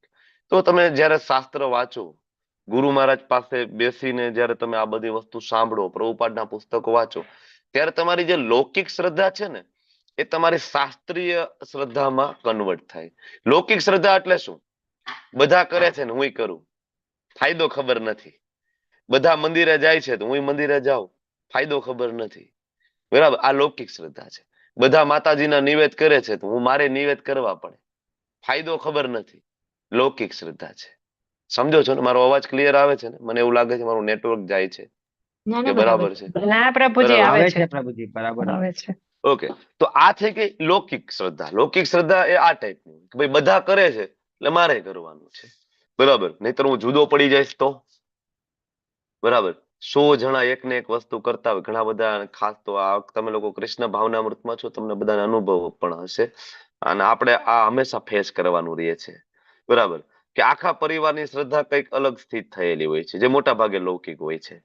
અને જ્યારે આપણે શાસ્ત્રોનું અધ્યયન કરીએ અને આપણી શ્રદ્ધા જ્યારે શાસ્ત્રીયમાં કન્વર્ટ થાય એટલે કહેવાય ને પ્રવાહની વિરુદ્ધ ચાલવા જેવું થઈ જતું હોય છે. થઈ જાય ને, શરૂઆતમાં બહુ પ્રોબ્લેમ પડે, બરાબર. એ તો ભગવાનની કૃપા હોય તો આખો પરિવાર કૃષ્ણ ભક્ત હોય અને એને એ સંઘર્ષની ખબર ના પડે. ખરેખર આમ તો ભગવાનની કૃપા હોય ને ત્યારે આખો પરિવાર કૃષ્ણ ભાવનામૃતમાં ના હોય. ખરેખર તો હું માનું છું આને જ કૃપા કહેવાય. આખો પરિવાર કૃષ્ણ ભાવનામૃતમાં ના હોય અને એક એકને પકડી પકડીને કૃષ્ણ ભાવનામૃતમાં લાવવા પડે, એકાબીજાના પગ ખેંચતા હોય, બરાબર. એક દેવીનો ભક્ત હોય, એક શિવજીનો ભક્ત હોય, એક કોઈનો ભક્ત ના હોય, પોતાનો ભક્ત હોય. જ્યારે આવું હોય ને ત્યારે સમજવું કે ના ના આમાં કઈ કૃષ્ણની કૃપા છે. કારણ કે બહુ ઇઝીલી જે મળી જાય ને એ ટકવું પણ અઘરું થઈ જાય છે, ક્યારેક છૂટી જાય છે. બધા કૃષ્ણ ભક્ત હોય બધા કરે છે, હું કરું છું, આમાં કઈ બહુ નવીન નથી. પણ ઘરમાં બે જણા નોનવેજ ખાતા હોય ને એમાં આપણે ડુંગળી લસણે જયારે છોડવાના હોય અને એ જે સંઘર્ષ થાય અને એ પછી જે શ્રદ્ધા એસ્ટાબ્લિશ થાય ને એ દુનિયાની કોઈ તાકાત તોડી ના શકે. આ બધા ફોરેનરોની જે શ્રદ્ધા સ્થિત થઈ, શાસ્ત્રીય શ્રદ્ધા એની જે સ્થિત થઈ પ્રભુપાદના આશીર્વાદ, એની શ્રદ્ધા કેવી? તમે જો આપણા સનાતનીઓની શ્રદ્ધા તૂટે પણ આ લોકોની શ્રદ્ધા ના તૂટે. તમે માયાપુર જાઓ, વૃંદાવન જાઓ, કેટલા કેટલા આજુબાજુમાં બધે કેવા પ્રચાર ચાલી રહ્યા છે પણ એ લોકોની શ્રદ્ધા ના તૂટે બિલકુલ. બરાબર, ગમે તે કરો એની શ્રદ્ધામાં કઈ ફેર જ ના પડે. કૃષ્ણ ભગવાન છે, વાત પૂરી થઈ ગઈ. આપણને હજી ક્યાંક ખૂણે ખાંચકે થોડોક ડાઉટ થાય કે શિવજીનું શું થશે? શિવજી ભગવાન નથી, મારા કુળદેવીનું શું? એના હું નિવેદ નહીં કરું તો શું થશે? આ પ્રશ્ન તો આપણા મનમાં ખૂણે ખાંચકે ક્યાંક, બરાબર ને. પણ આ લોકોની શ્રદ્ધા, કારણ કે બહુ જ મુશ્કેલીથી શ્રદ્ધા સ્થિત થાય ને, બરાબર, એ શ્રદ્ધા પછી પૂરું થઈ ગયું, એને કોઈ તોડી જ ના શકે. બરાબર. એટલે આ જે લૌકિક શ્રદ્ધા છે, આપણે વાત કરતા હતા કે લૌકિક શ્રદ્ધા બધા કરે છે, ફાયદો શું એ ખબર નથી. 100 વ્યક્તિ કરતા હોય તો હું એકલો શું કામ જુદો પડું? ભાઈ એમ ભય લાગે ને, ખરેખર એવું લાગે ને. આખું ઘર, એક આખો પરિવાર, આખો સમાજ એક જગ્યાએ ચાલતું હોય ને હું એમાંથી આમ પાછું ફરીને ઉભો રહી જાઉં, નહીં આ ખોટું છે, હું આ નહીં કરું. ડર લાગે. અઘરું છે, એટલું સહેલું નથી. બરાબર. એટલે ઘણા બધા એમ કે ના ના ભક્તિ બહુ સરળ છે. ભક્તિ સરળ નથી. ભક્તિ ખરેખર આમ જોવો તો અઘરી છે. તલવારની ધાર ઉપર ચાલવા બરાબર વસ્તુ છે. ભક્તિ કરવી એટલે એટલી સરળ નથી. પણ એ તો પ્રભુપાદની કૃપાથી આપને સરળ લાગે છે. પ્રભુપાદે આપણને એ રીતના આપી છે એટલા માટે. ઓકે, તો આજે લૌકિક શ્રદ્ધા છે એ શાસ્ત્રીય શ્રદ્ધામાં ધીમે ધીમે કન્વર્ટ થાય. અને શાસ્ત્રીય શ્રદ્ધા હોય ને એમાં એને ખબર છે કે હું મંગલા આરતી કરીશ તો એનો ફાયદો શું છે. જો મંદિરે એ લોકો પણ જાય ને મંદિરે આપણે પણ જાય, બરાબર. ઘણા બધા માળા લોકો કરે છે, જે ભક્ત નથી એ પણ માળા કરે છે, એવું નથી. એ લોકો ચેન્ટિંગ કરે, જપ કરે, પણ એને ખબર નથી કે મારે કોની માળા કરવી અને હું માળા શું કામ કરું. એને તમે પૂછો કે 4 યુગના ધર્મ, તો આના વિશે તમને કોઈ ડિટેલિંગ નહીં આપી શકે. શાસ્ત્રમાં શું આપ્યું છે, બરાબર. માળા કરીને અલ્ટિમેટલી મારું ગંતવ્ય શું થશે, ભગવાનના નામની અંદર શું શું શક્તિઓ ભરેલી છે, એ નામની શક્તિના બળે પેલા કોઈ ધામમાં ગયું છે કે નહીં, આ વસ્તુ તમે એને પૂછો તો એના ઉપર એ કોઈ પ્રકાશ નહીં પાડી શકે. જુઓ તમે, બરાબર. એટલે એ શ્રદ્ધા ડગમગી જાય, એ લૌકિક છે. આ તો કેવું છે, તમે આજકાલ ગુજરાતની અંદર તમે જુઓ તો ઘણા બધા અલગ અલગ જગ્યાએ છે. પોતાની કુળદેવી પાસે માનતા માની હોય અને માનતા પૂરી ના થાય તો પછી બાજુવાળો એમ કે ભાઈ ફલાણા જગ્યાએ છે ને સુરાપુરા ધામ છે, હાલો ન્યા જાય. માણસો ઉમટી પડ્યા છે આજકાલ, બરાબર, ન્યા જાય. હવે એમના કુળના સુરાપુરા છે, તમારે શું લેવા દેવા છે? અથવા તો કોઈ દેવી છે એના કુળની એ કહેવાય દેવી છે, તમારે શું લેવા દેવા છે? લેવા દેવા તો આ ખરેખર જવા વાળાને કાંઈ નથી. જ્યાં ઢગલો થાય ને અલગ અલગ દેવી દેવતાઓના મંદિરે, ખરેખર એને એ દેવી એને લેવા દે, એને લેવા દેવા છે એની સાથે છે એની માનતા પૂરી થાય ને એમાં જ લેવા દેવા છે. એની કુળદેવી નથી પૂરી કરી એટલે બાજુવાળાની કુળદેવી, બીજા કોઈ દેવતા, બીજા કોઈ દાદા, બીજા કોઈ મામાદેવ, બીજા કોઈ સુરાપુરા દાદા. આ લૌકિક શ્રદ્ધા છે, બધા કરે છે ને હું કરું, બરાબર. જયારે શાસ્ત્રીય શ્રદ્ધા છે ને એમાં એ વિચારશે નહીં. શાસ્ત્રીય શ્રદ્ધા બહુ ક્લિયર, શાસ્ત્રમાં શું લખ્યું છે એને ભય નહીં લાગે. ઇસ્કોનના ભક્તો તમે બધા હવે જતા હશો અલગ અલગ મેરેજમાં, ફંક્શનમાં, બધા ડુંગળી લસણ ખાતા હશે. તમે એકલા ઉભા હશો ન ખાવા વાળાની લાઈનમાં, બરાબર. શાસ્ત્રીય શ્રદ્ધા છે ને એટલે તમને ભય નથી લાગતો. તમે સિદ્ધાંતને તોડવા નથી માંગતા, ગમે, કારણ કે તમને ખબર છે હું જે કરું છું એ પરફેક્ટ છે. આ બધા કરે છે ને ખબર નથી આ બધાનું ખોટું છે, હું સાચો છું કારણ કે શાસ્ત્રમાં લખ્યું. આપણી પાસેનો રેફરન્સ છે, બરાબર. જયારે એ લોકો કરે છે એની પર રેફરન્સ નથી, આપણી પાસે રેફરન્સ છે, અહીંયા લખ્યું છે, બરાબર. આવું થાય ને એટલે આપણે ક્યારે સમાજ માટે આપણા સિદ્ધાંતને બદલતા નથી. શાસ્ત્રીય શ્રદ્ધા છે. જેને જે લાગુ હોય તે લાગે, જેને જે કહેવું. અત્યારે તો લગ્નની સિઝન છે, ઘણા બધાનો આજ મને મેસેજ આવ્યો કે પ્રભુજી અમે આના લગ્નમાં છે, અમે ઓના લગ્નમાં છે, અમે વિડીયો ઓન નહીં કરીએ. ઘણા બધા કે અમે ક્લાસ એટેન્ડ નહીં કરીએ. બરાબર છે, પણ લગ્નમાં ખૂબ ધ્યાન રાખવું પડે. શ્રદ્ધા તમારી ડગમગી જાય. એક પછી એક 2-4 લગ્ન કરી લો ને દાંડિયા રાસમાં ઠેકડા મારી લો ને જો પછી પંજાબી ચાઇનીઝ ખાઈ લીધું, બરાબર, તમે પોતે અનુભવ કરશો બીજા દિવસના ચેન્ટિંગમાં શું ફેર પડે છે. તમને એમ થશે કે પછી કરી લઈશ, હાલને 4 માળા માંડ થાય, પછી એમ થાય કે 4 બપોરે કરીશ, 4 સાંજે કરીશ. સાંજ પડતા પડતા 10-11 કેમ વાગી જાય ખબર ના પડે. પછી એમ થાય કે 8 બાકી રહી ગઈ ને, કાલ કરી લઈશ. કાલનો દિવસ તો છે જ ને આપણી પાસે, કાલ કરી લઈશ. 16 ને બીજી 8 ભેગી થાય, બીજે દિવસે 24 કરવાની હોય. પછી થાય અઘરું પડે, બહુ જ અઘરું પડે, બચીને રહેવું પડે. એટલે જ્યારે તમે મેરેજમાં જાઓ, ફંક્શનમાં જાઓ, વધુમાં વધુ કૃષ્ણ સ્મરણ થવું જોઈએ, બરાબર, વધુમાં વધુ. અને પ્રસાદ સિવાય બને તો ના લેવું જોઈએ. બિલકુલ સાથે ડબ્બો લઈ જવામાં શરમાવવું જોઈએ નહીં. બિલકુલ શરમાવવું જોઈએ. અમે પોતે લઈ જઈએ છીએ, આખું ફેમિલી સાથે લઈને જાય, ટિફિન જ લઈને જાય. ભગવાનને ધરાવેલો ભોગ, સબ્જી, રોટી બધું જ લઈને જાય. લગ્નમાં જઈએ, બપોરનો પ્રસાદ આખો ભરીને જઈએ, બધાની સાથે લઈ લઈએ, સાંજે ફ્રૂટ કે એવું કંઈક લઈ લઈએ, પૂરું. લોકોનું જમવાનું જ નહીં. વિચાર કરો જે કેટરસની ડીશો ત્યાં આવેલી હોય, એ કેટરસની ડીશો ખાલી તમને શું લાગે છે કેટરસ વાળો છે ખાલી સનાતનીઓને, હિન્દુ ધર્મીઓને જ આપે? બધા ના આપે. મુસ્લિમો માગે તો કેટરસ વાળા ડીશો ના આપે ને અમે નહીં આપીએ? આપે. હવે મુસ્લિમો ડીશો લઈને જાય, અંદર માછલા કુકડા કાપીને ખાવાના છે, અને એ જ ડીશોમાં તમે પંજાબી ખાવાના છો, ચાઇનીઝ ખાવાના છો, એ જ ચમચી સાથે. કઈ રીતના તમારી ચેતના છે બચી શકે? બહુ જ અઘરું છે, વેરી ડિફિકલ્ટ, બરાબર. એટલે આમાં બિલકુલ શરમાવું નહીં, બરાબર. ભેગો ડબ્બો લઈ જવામાં બિલકુલ શરમાવું નહીં, ભેગું લઈ જવાનું જો તમારી શાસ્ત્રીય શ્રદ્ધાને બચાવવી હોય. કારણ કે તમે સિદ્ધાંતને કોમ્પ્રોમાઇઝ કરશો ને તો પૂરું થઈ ગયું. તમારી ભક્તિ ક્યારેય ટકવાની નથી. કાં તો તમે ફળાહાર કરી લો, ફ્રૂટ્સ ત્યાંથી લઈ લો, ભગવાનને ભોગ લગાડી લો, માનસિક ભોગ લગાડી લો. તમારી પાસે તુલસી પત્ર કાંઈ નથી, વ્યવસ્થા નથી, 2 હાથ જોડીને માનસિક ભોગ લગાવો, ખાલી ફ્રૂટ ખાઓ. એક દિવસ ફ્રૂટ ખાઈ લો ને, ઉલટાનું હેલ્થ માટે વધારે સારું છે, બરાબર. બહુ જરૂરી છે.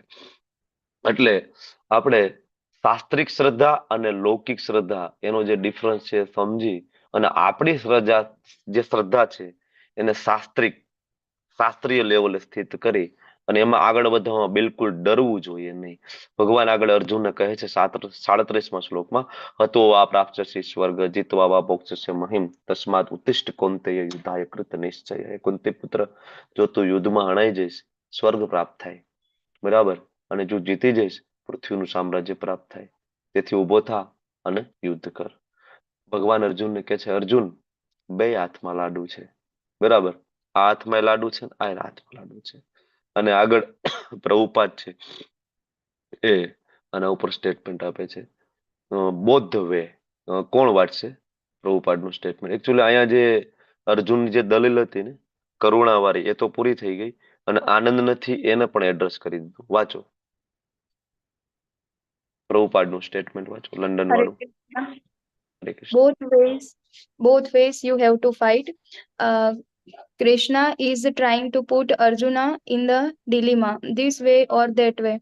You must have to fight. If you think that you are not in a bodily concept of a life, then it is my order. You must fight. Okay. You must fight. If you think that you are in a bodily concept of a life, then you are a ક્ષત્રિય. you are a kshatriya. You must fight both ways. You have to fight. This is a conclusion. Krishna's conclusion. Bhagavad Gita 2.31, London, September 1st, 1973. Hare Krishna. આ પ્રભુપાદનો જે લંડનનો lecture છે એમાંથી આ statement આપણે લઈને અહીં મૂક્યું છે. તમને એમ થાય કે આનું ગુજરાતી મેં આગળની સ્લાઇડમાં આપેલું છે, મને ખ્યાલ છે, છતાં પણ મેં તમારી પાસે ઇંગ્લિશ બચાવ્યું. શું કામ? કારણ કે પ્રભુપાદનું ઓરિજિનલ સ્ટેટમેન્ટ ઇંગ્લિશમાં છે. આ પ્રભુપાદના પોતાના શબ્દ છે, બરાબર. ગુજરાતી ટ્રાન્સલેટ છે જ પાછળ, બરાબર. અને જે પ્રભુપાદનું ઇંગ્લિશ છે ને બહુ સરળ છે. તમે લોકો ક્યારેક ટ્રાય કરજો.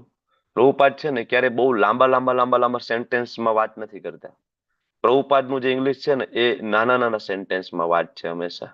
બરાબર, સમજાવવાની પ્રભુપાદની જે ટેકનિક છે નાના નાના સેન્ટેન્સ થી સમજાવે છે. તમે લોકો ટ્રાય કરજો. એટલે જ મેં આ પીપીટીમાં છે ને ઇંગ્લિશ અને ગુજરાતી બંને રાખ્યું છે, કારણ કે આ એ જે statement original word to word છે પ્રભુપાદના. બરાબર, આગળ ગુજરાતી છે. કોઈ વાંચો ગુજરાતી. તારે સેમ બંને વસ્તુ રીતે છે. લડવું પડશે. કૃષ્ણ હમ અર્જુનને સમજાવી રહ્યા છે આ રીતે હમ કે તે રીતે તારે લડવું પડશે. જો તને લાગતું હોય કે તું દેહાત્મ ભાવમાં નથી, જતું રહ્યું, હા, યસ તો યસ. એ મારો આદેશ છે. તારે લડવું જ જોઈએ. અને જો તને લાગે કે તું દેહાત્મ ભાવમાં છો, તો તું ક્ષત્રિય છો, તારે લડવું જોઈએ. બંને રીતે તારે લડવું પડશે. આ કૃષ્ણનું નિષ્કર્ષ છે. Bhagavad Gita 2.31, London, 1 September 1973. બે રીતના લડવું પડશે. ભગવાન અર્જુનને કહે છે કે Arjun, both the way you have to fight. તને એવું લાગે કે તું દેહાત્મ ભાવમાં નથી, તું એવું માને છો કે હું શરીર નથી, હું આત્મા છું, તો અર્જુન આત્મા તો ધીવેર સ્વરૂપ હોય કૃષ્ણ નિત્ય દાસ, તો તું મારો દાસ છે. અને અર્જુન, તારે મારો ઓર્ડર માનવો જોઈએ ને, તું શું કામ મારો ઓર્ડર નથી માનતો? તું દેહાત્મ ભાવમાં નથી તો તું મારો દાસ છે, તારે મારો ઓર્ડર માનવો જોઈએ. અને જો તું દેહાત્મ ભાવમાં હોય, ધારો કે હું શરીર છું, તો તું ક્ષત્રિય છો. જો તું ક્ષત્રિય છો, તો ક્ષત્રિય હોય તો તારું તો ધર્મ છે, બરાબર, કે ધર્મની રક્ષા કાજે તારે યુદ્ધ કરવું જોઈએ, તોય તારે લડવું જોઈએ. Both the way you have to fight. બંને રીતના. દેહાત્મ ભાવમાં હોય તો તું શું માને છે? હું શરીર નથી, આત્મા છું, આત્મા મારો દાસ છે. શું કામ મારું નથી માનતો? You have two follow my order. બરાબર. અને અર્જુન એમ કે નહીં, હું આત્મા છે એવું માનતો નથી, હું તો શરીર છું. શરીર છો તો તને વર્ણાશ્રમ ધર્મ લાગુ પડશે, આત્મા છો તો તને ભાગવત ધર્મ લાગુ પડશે. આની બહાર તો કઈ છે જ નહીં ને, કા વર્ણાશ્રમ કા ભાગવત ધર્મ. બરાબર. વર્ણાશ્રમ ધર્મ મુજબ તું ક્ષત્રિય છો, તો તારે લડવું પડશે. અર્જુન, તારી ફરજ છે, તું યુદ્ધ ભૂમિ છોડીને ભાગી શકે નહીં. હવે આગળના જે શ્લોક આવશે 38 થી લઈને 53 શ્લોક જે છે એ બધા બુદ્ધિ યોગના શ્લોક. હવે તમે જુઓ ને તો ભગવદ્ ગીતામાં બુદ્ધિ યોગના બે અર્થ છે એકચ્યુઅલી. બરાબર. બુદ્ધિ યોગનો એક અર્થ થાય છે નિષ્કામ કર્મયોગ, અને બુદ્ધિ યોગનો બીજો અર્થ થાય છે ભક્તિ યોગ. અહીંયા જે આ અધ્યાયની અંદર બુદ્ધિ યોગની વાત થઈ રહી છે ને, એ બુદ્ધિ યોગ છે એ નિષ્કામ કર્મ માટે એડ્રેસ થયો છે. અને આગળ જયારે 10મા અધ્યાયમાં બુદ્ધિ યોગની ભગવાન વાત કરે છે ને, બુધા ભાવ સમન્વિતા, એ ભક્તિ યોગ માટે વાત થઈ છે. બરાબર. અને આમ પણ તમે જુઓ તો જે નિષ્કામ કર્મયોગ છે, બરાબર, એ જયારે પાછળ યોગ શબ્દ લાગે છે ને, ત્યારે એ પોતે ભક્તિ યોગ છે. કોઈ પણ તમને બધાને હવે તો ખ્યાલ હશે, અલગ અલગ યોગ છે, જ્ઞાન યોગ છે, કર્મયોગ છે, બરાબર. એમાં યોગ શબ્દ જયારે લાગે છે ત્યારે એ કૃષ્ણ પ્રીત્યાર્થે છે, ત્યારે એ ભક્તિ છે. જ્ઞાન યોગ, જ્ઞાન દ્વારા કૃષ્ણની સેવા. કર્મ યોગ, કર્મ દ્વારા કૃષ્ણની સેવા. ભક્તિ યોગ, ભક્તિ દ્વારા કૃષ્ણની સેવા. અલ્ટિમેટલી બધા ભક્તિ યોગ છે. બરાબર. એટલે આગળ જે હવે ચર્ચા થશે 38 થી લઈને 53, એ ચર્ચા છે નિષ્કામ કર્મના રિલેટેડમાં એ થવાની છે. બરાબર. હવે સવારમાં જે માતાજી વાત કરતા હતા સ્વાધ્યાય પરિવારમાંથી, એ નિષ્કામ કર્મમાં માનતા હતા. તમે જોયું ને, આજુબાજુમાં લગભગ બધા સંપ્રદાય છે ખાલી કર્મ યોગમાં જ માનતા હોય છે.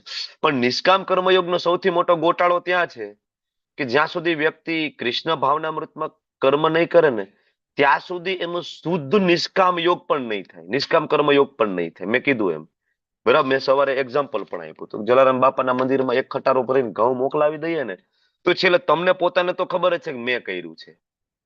આ ચેતના તો તમારી રહેવાની જ. કારણ કે મિથ્યા અહંકાર 24 તત્વમાંનું એક તત્વ, એ તમારી ઇનબિલ્ટ ક્વોલિટી છે. તમારું જયારે સર્જન થયું આ ભૌતિક જગતમાં, એની એ સર્જનની શરૂઆત જ તમારો મિથ્યા અહંકાર છે. તો મિથ્યા અહંકારને તમે ટેક ઓવર કરી શકો નહીં તમારી જાતે. That is impossible. એટલે ખરેખર જે નિષ્કામ કર્મયોગની વાત કરે છે ને, એમાં પણ ક્યાંક દોષ રહેલો છે. એટલે પણ આપણે જોયું હતું સકામ કર્મ, વિકર્મ, નિષ્કામ કર્મ, આ બધા કરતા જે શ્રેષ્ઠ કર્મયોગ છે કયો છે? અકર્મ, ભક્તિ યોગ સૌથી શ્રેષ્ઠ. બધા નિષ્કામ કર્મ ની સલાહ આપે છે, પણ નિષ્કામની અંદર જો કૃષ્ણ હોય ને, તો એ ભક્તિ યોગ છે. બાકી જો નિષ્કામમાં કૃષ્ણ ના હોય ને, ખાલી કોઈ કર્તવ્ય સમજીને પણ કર્મ કરે, નિષ્કામ કહેવાય. ધારો કે હું છું ડોક્ટર છું, ખૂબ પૈસા કમાઉં છું, તો મને એમ થાય કે ભાઈ મારું કર્તવ્ય છે ગરીબોની સેવા કરવી, અને નિષ્કામ ભાવે હું કરીશ. મારું ક્યાંય નામ ના આવવું જોઈએ, બરાબર, મારે ક્યાંય તકતી નથી લગાડવી, મારે કોઈ જાહેરાત નથી કરવી, મારી ફરજ છે સેવા કરવી, તો હું આવી રીતના ડોનેશન કરી દઉં, એ પણ નિષ્કામ છે. બરાબર. પણ એ મને ખબર છે કે હું ડોક્ટર છું, મારી પાસે પૈસા છે એટલે મારે સેવા કરવાની છે. આ ચેતના તો નિષ્કામની અંદર એ રહી, એટલે નિષ્કામમાં દોષ છે. બધા જે નિષ્કામ કરવાનું કે એમાંય દોષ છે. પણ એ જયારે નિષ્કામમાં જયારે કૃષ્ણ હોય ને ત્યારે મારી ચેતના એ છે મને મળ્યું છે કૃષ્ણના કારણે છે, બધું કૃષ્ણનું છે, હું નિમિત્ત છું અને મારે કરવાનું છે. ત્યારે એ મિથ્યા અહંકારને પણ તમે ટેક ઓવર કરી શકો. બાકી કૃષ્ણ વગર તમે મિથ્યા અહંકારને ટેક ઓવર નહીં કરી શકો, કારણ કે 24 તત્વોમાંનું એક તત્વ છે એટલા માટે. ઓકે, એટલે કોઈ પણ કાર્ય કરીએ કોના માટે? કૃષ્ણ માટે. શ્રીલ વિશ્વનાથ ચક્રવર્તી ઠાકોર તો ત્યાં સુધી કહે છે સવારે ઉઠીને દાંત પણ ઘસીએ ને, બ્રશ પણ કરીએ ને, તો વિશ્વનાથ ચક્રવર્તી ઠાકોરજી એમ કહે છે કે બ્રશ પણ એટલા માટે હું ઘસું કે કૃષ્ણના દર્શન કરવા જાવ તો મારા દાંત જોઈને કૃષ્ણ પ્રસન્ન થઈ જાય. વાહ, મારો દીકરો સરસ મજાનો. આમ ગમે ને, આપણો છોકરો હોય સવારમાં ઉઠે બરાબર, તરત બાથરૂમમાં જઈને નાઈ ધોઈને સરસ મજાનો તૈયાર થઈને આવે, આપણે વાહ વાહ તું તો આજ તો ઉઠીને સરસ વહેલો વહેલો તૈયાર થઈ ગયો. ગમે કે નહીં આપણે એની મેળે? જેમ છોકરું, જેને બાળકો છે એને ખબર હશે, બાળકો મોટા થાય ધીમે ધીમે પછી બાથરૂમમાં જેની મેળે તૈયાર થઈને બહાર નીકળે આપણે પ્રસન્ન થઈ જાય, વાહ આજ તો રવિવાર હતો ને તોય તું તૈયાર થઈ ગયો. કૃષ્ણ પ્રસન્ન થાય છે તમે જયારે બ્રશ કરીને નાઈ ધોઈને સરસ જાવ. આ ચેતના છે, શુદ્ધ ભક્તની આ લેવલની ચેતના હોય. સ્નાન કરે તો પણ કૃષ્ણ માટે, બ્રશ કરે તો પણ કૃષ્ણ માટે, શરીરની જાળવણી કરે તો પણ કૃષ્ણ માટે. એટલે આવો જે નિષ્કામ છે જેમાં કૃષ્ણ છે એ ભક્તિ યોગ છે. બરાબર, તો આપણે 5 મિનિટનો નાનો એવો બ્રેક લઈશું અહીંયા. અને ખાસ તો સાધના ચાર્ટ ભરવા માટે તમને બધાને મારી ખાસ વિનંતી છે. ઘણા બધાના સાધના ચાર્ટ નથી મળતા, બરાબર, અને ઘણા બધા રેગ્યુલર ભરે પણ છે. એટેન્ડન્સ લિંક તમારા ચેટ બોક્સમાં આવી ગઈ હશે, એ તમે એટેન્ડન્સ ભરી દેજો. ઓકે, અને બીજું યસ, તમને બધાને મારી એક ડોનેશનની અપીલ કરવાની છે કે મંદિર નિર્માણ આપણું થઈ રહ્યું છે, તમને બધાને ખ્યાલ છે, અને આપણે ટૂંક સમયમાં એનું ઓપનિંગ કરવા જઈ રહ્યા છે. અને ઘણી બધી લક્ષ્મીની જરૂર પણ છે, જેમાં ઘણા બધા ભક્તોએ પોતાનું સ્વ ઈચ્છાએ ઘણી બધી રાશિનું દાન પણ કર્યું છે. કિંજલ માતાજી, રમેશ પ્રભુ, સ્વભક્તિ માતાજી, નૈના માતાજી, ઘણા બધાએ કર્યું છે. બરાબર, તો તમે લોકો ટ્રાય કરો, ફૂલ નહીં તો ફૂલની પાંદડી, કઈ ને કઈ થોડું થોડું ડોનેશન કરવાની ટ્રાય કરો. બરાબર, અને એના માટે કઈ હેલ્પની જરૂર પડે તો આપણી સાથે અમરીશ પ્રભુ છે, એ આપણા ડોનેશનના ગુજરાતી બેચના કોઓર્ડિનેટર છે. જિજ્ઞેશ પ્રભુ, જિજ્ઞેશ દરબાર પ્રભુ, જીવેશ્વર કૃષ્ણ પ્રભુ, એ પણ એના કોઓર્ડિનેટર છે, તમને ગાઈડ કરશે. કઈ પણ હોય તમે પૂછી શકશો. બરાબર, અને બીજું ફરજિયાત નથી એટલે ચિંતાનો વિષય નથી. તમારી પાસે સગવડતા ના હોય તો આપણે ક્યાંયથી લોન લઈને આપણે આ કરવાનું નથી, કોઈ પાસે ઉછીના લઈને આપણે કઈ કરવું નથી. સો ડોન્ટ વરી. બરાબર, તમારી પાસે બેલેન્સ હોય, તમને એવું લાગે કે હું આપી શકું એમ છું તો તમે આપો, બાકી ડોન્ટ, ફોર્સફુલી નથી. ઓકે, ક્લાસમાં આવો, ખૂબ સરસ રીતે ભક્તિ કરો અને તમારા મનુષ્ય જીવનનો જે ઉદ્દેશ્ય છે એને જાણો, સમજો અને ભગવત ધામ જાઓ. અલ્ટિમેટલી ઇસ્કોનનો આ એકમાત્ર ઉદ્દેશ્ય છે. એના સિવાયના બધા રસ્તાઓ ઇસ્કોન આપણને કહે છે દાન કરો, બરાબર, બાકીના સારા કર્મ કરો, એ બધું ઇટ્સ અ બાય પ્રોડક્ટ છે. બરાબર, જે આપણે કરતા જઈશું તો દાન કરવાથી આપણું ધન શુદ્ધ થાય, ચેન્ટિંગ કરવાથી મન શુદ્ધ થાય, તપ કરવાથી શરીર શુદ્ધ થાય, બધું કરવાનું. બરાબર, યસ, થેન્ક યુ. તો કોઈ કીર્તન લેવું છે 5 મિનિટ? હરે કૃષ્ણ પ્રભુજી, રૂમ લોક છે, હું હવે એટેન્ડન્સ લિંક ભરીશ તો બહાર નીકળી જઈશ, પાછું મને અંદર એડ કરવું પડશે. હા, વિમલા માતાજી એડ કરી દેજો એમને. હા, કોઈ કીર્તન રેડી કર્યું છે? કોઈ ભજન રેડી કર્યું છે? અમારી બેચમાં, અમારી ભક્તિ શાસ્ત્રીની બેચ, અમરીશ પ્રભુ, શોભા માતાજીને ખબર છે, દર વખતે બધા સરસ બધાના ભજન પ્રિપેર કરીને આવતા કરતાલ સાથે. બરાબર, ભક્તિ વિનોદ ઠાકોરજીના, નરોત્તમદાસ ઠાકોરજીના, પાર્થ પ્રભુ, ઘણા બધા એક પછી એક ભજન લીધેલા છે. તો આઈ હોપ કે તમે બધા પણ આપણી એ પરંપરા જાળવશો અને એક વીકનો સમય મળે પ્રેક્ટિસ કરવાનો. પ્રેક્ટિસ કરીને મને નાનું એવું રેકોર્ડિંગ મોકલી દેવાનું, પ્રભુજી આ બરાબર છે, કઈ મારે એડ કરવું છે, બરાબર, હું તમને ગાઈડ પણ કરીશ. સરસ મજાનું ભજન લેવાની હેબિટ પાડો, 5 મિનિટમાં ફિનિશ થઈ જાય એવું. કિંજલ માતાજી, તમારે ભજન લેવું છે, કીર્તન લેવું છે, શું કરવું છે? હા પ્રભુજી, કીર્તન લઈ લઉં. Yes yes. આમ તો પછી એક પ્રભુજી છેલ્લે હા, એ તો અમરીશ પ્રભુ છેલ્લે મને યાદ દેવડાવજો, જે લોકોએ ડોનેશન કર્યું છે એમના માટે આપણે હરે કૃષ્ણ મહામંત્ર અને પ્રાર્થના આપણે કરવી છે ખાસ તો, બરાબર? યસ. હા હા માતાજી. પ્રભુજી હા. કીર્તન છે તો લાંબુ છે એટલે જય રાધા માધવ લઈ લઉં છું, શોર્ટમાં પતી જાય. યસ, કોર્ટમાં લઈ લો. 6 ને 7 થઈ ગઈ છે, આમે લઈ લો. હા. જય રાધા માધવ જય કુંજ બિહારી, જય રાધા માધવ જય કુંજ બિહારી, જય ગોપી જન વલ્લભ જય ગિરિવરધારી, જય રાધા માધવ જય કુંજ બિહારી, યશોદાનંદન વ્રજ જનરંજન, યશોદાનંદન વ્રજ જનરંજન, યશોદાનંદન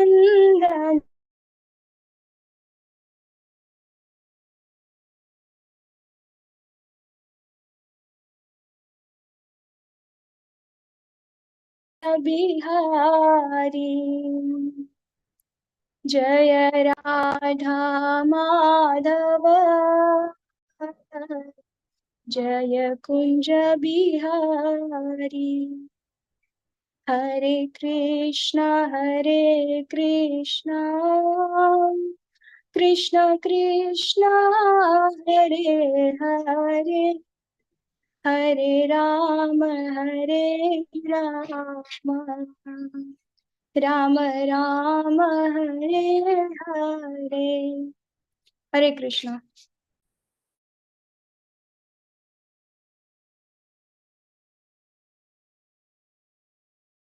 હરે કૃષ્ણ માતાજી. Thank you so much for your service to Radha Govindji, Shri Prabhupadji. Thank you. I hope કે ફ્રેશ થઈ ગયા છો. આમ તો મને એમ થાય કે આ ક્લાસની અંદર ફ્રેશ થવાની શું જરૂર પડે, આમાં તો ઓલરેડી ફ્રેશ જ હોય. ત્યારે તો આ કથા ચાલતી હોય. ભગવાન તો કે છે તુષ્યંતી ચ રમંતી ચ. ક્લાસ એટેન્ડ કરીને જો બોર થઈ જાય તો તમે ફ્રેશ થશો ક્યાં?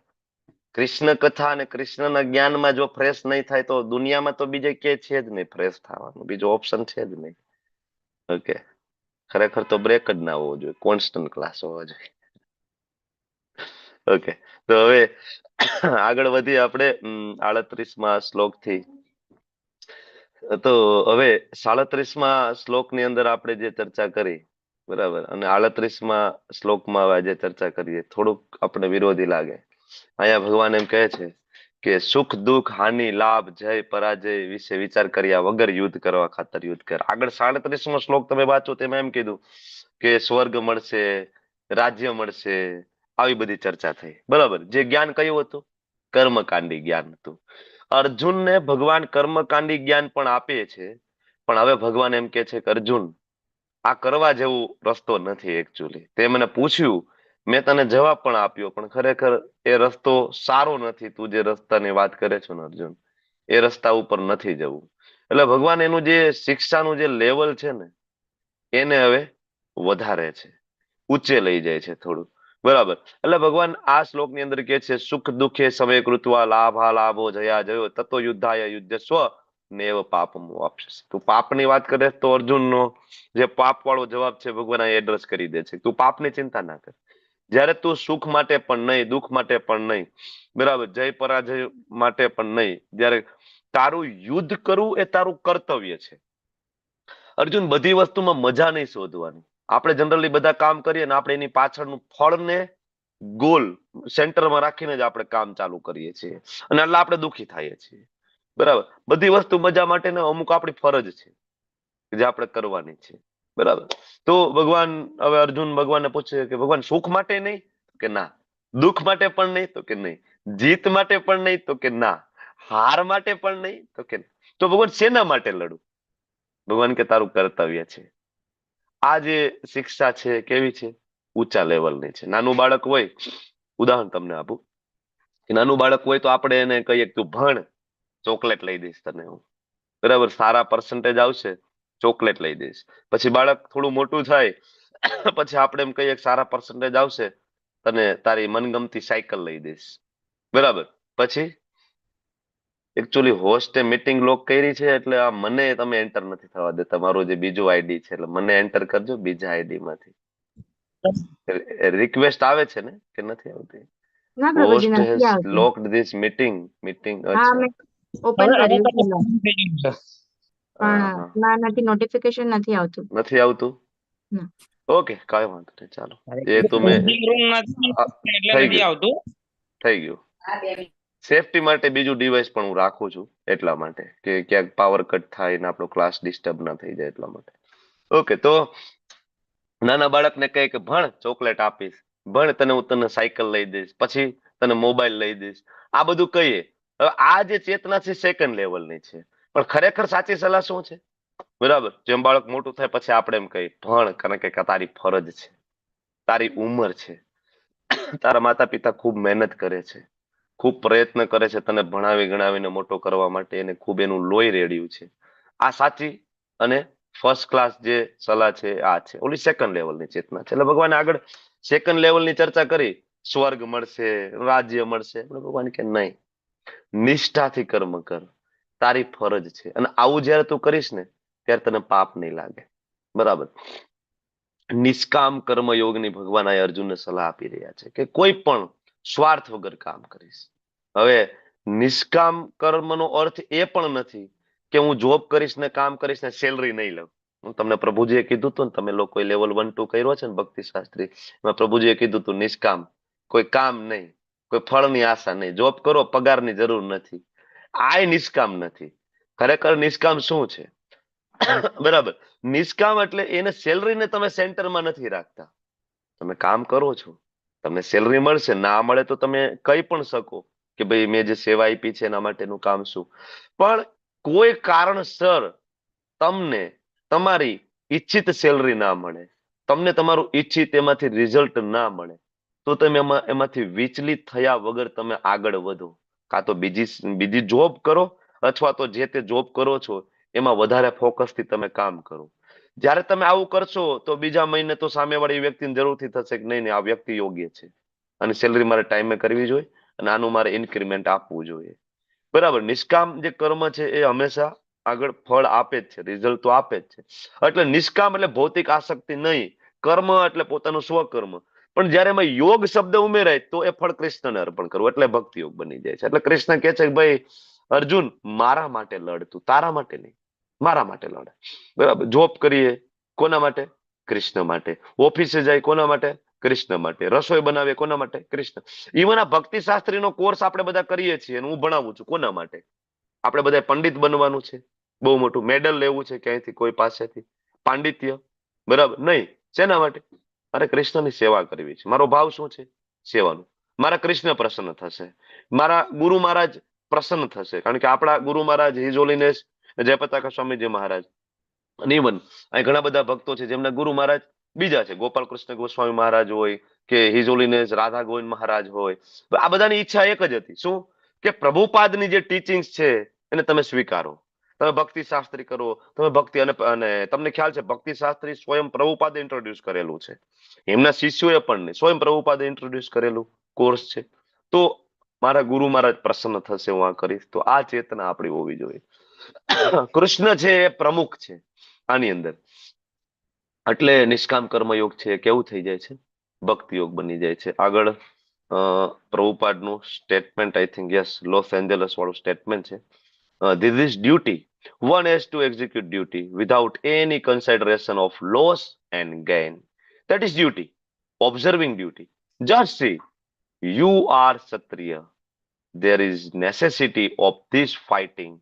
So you should not consider whether you are gaining or losing. It is your duty to fight. If you execute your duty nicely, there is no question of sin. Prabhupada, Los Angeles, December 11, 1968 Shrimad Bhagavad ગીતાના ક્લાસમાં સમજાવી રહ્યા છે કે અર્જુન આ ફરજ છે. વ્યક્તિએ નુકસાન અને લાભની કોઈ પણ વિચારણા કર્યા વગર ફરજ બજાવવી જોઈએ, ફરજનું પાલન કરવાનું. જો અર્જુન તું ક્ષત્રિય છે, કરવું પડશે. અત્યારે લડાઈની આવશ્યકતા છે. ભગવાન પણ નહોતા ઈચ્છતા કે યુદ્ધ થાય, બરાબર, પણ સમયની માંગ છે કે યુદ્ધ કરવું પડશે તો તું કર, બરાબર. અને દરેક વખતે એવું ના વિચાર કે આમાંથી હું શું મેળવીશ. નહીં, કાંઈ મેળવો છો કે કંઈ ગુમાવો છો, નહીં. મારી ફરજ છે, મારું કર્તવ્ય છે, કરો. જયારે આ રીતના કરીશ અર્જુન, તો કોઈ પાપનો પ્રશ્ન રહેતો નથી. આગળના શ્લોકની અંદર ભગવાન કહે છે કે મેં અત્યાર સુધી જે અર્જુન તને આપ્યું સાંખ્ય યોગનું જ્ઞાન, 11 થી લઈને 30 શ્લોક, સાંખ્ય જે આગળ જોયું આત્મા અને શરીર વિશેનું જ્ઞાન.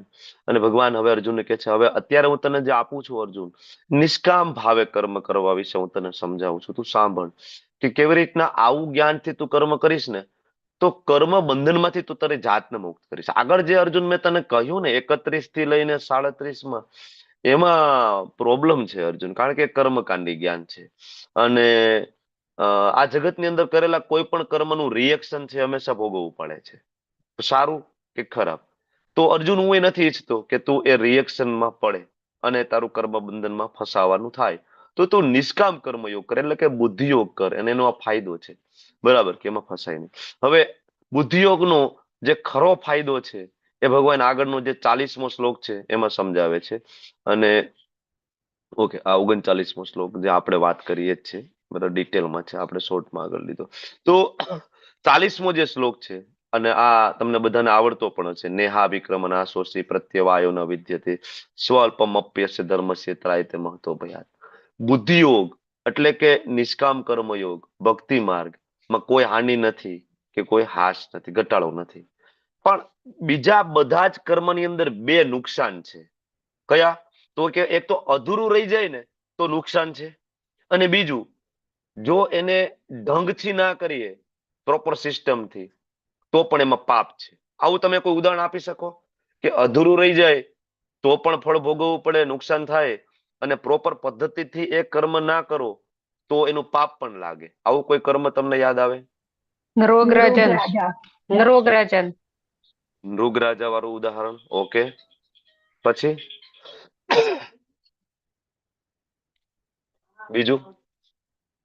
બીજું જે અત્યારે સમાજમાં આજુબાજુ જોવા મળે છે તમને બધાને, તમે લોકો એમાં હાજરી પણ આપો છો, એટલા માટે હું તમને પૂછું છું.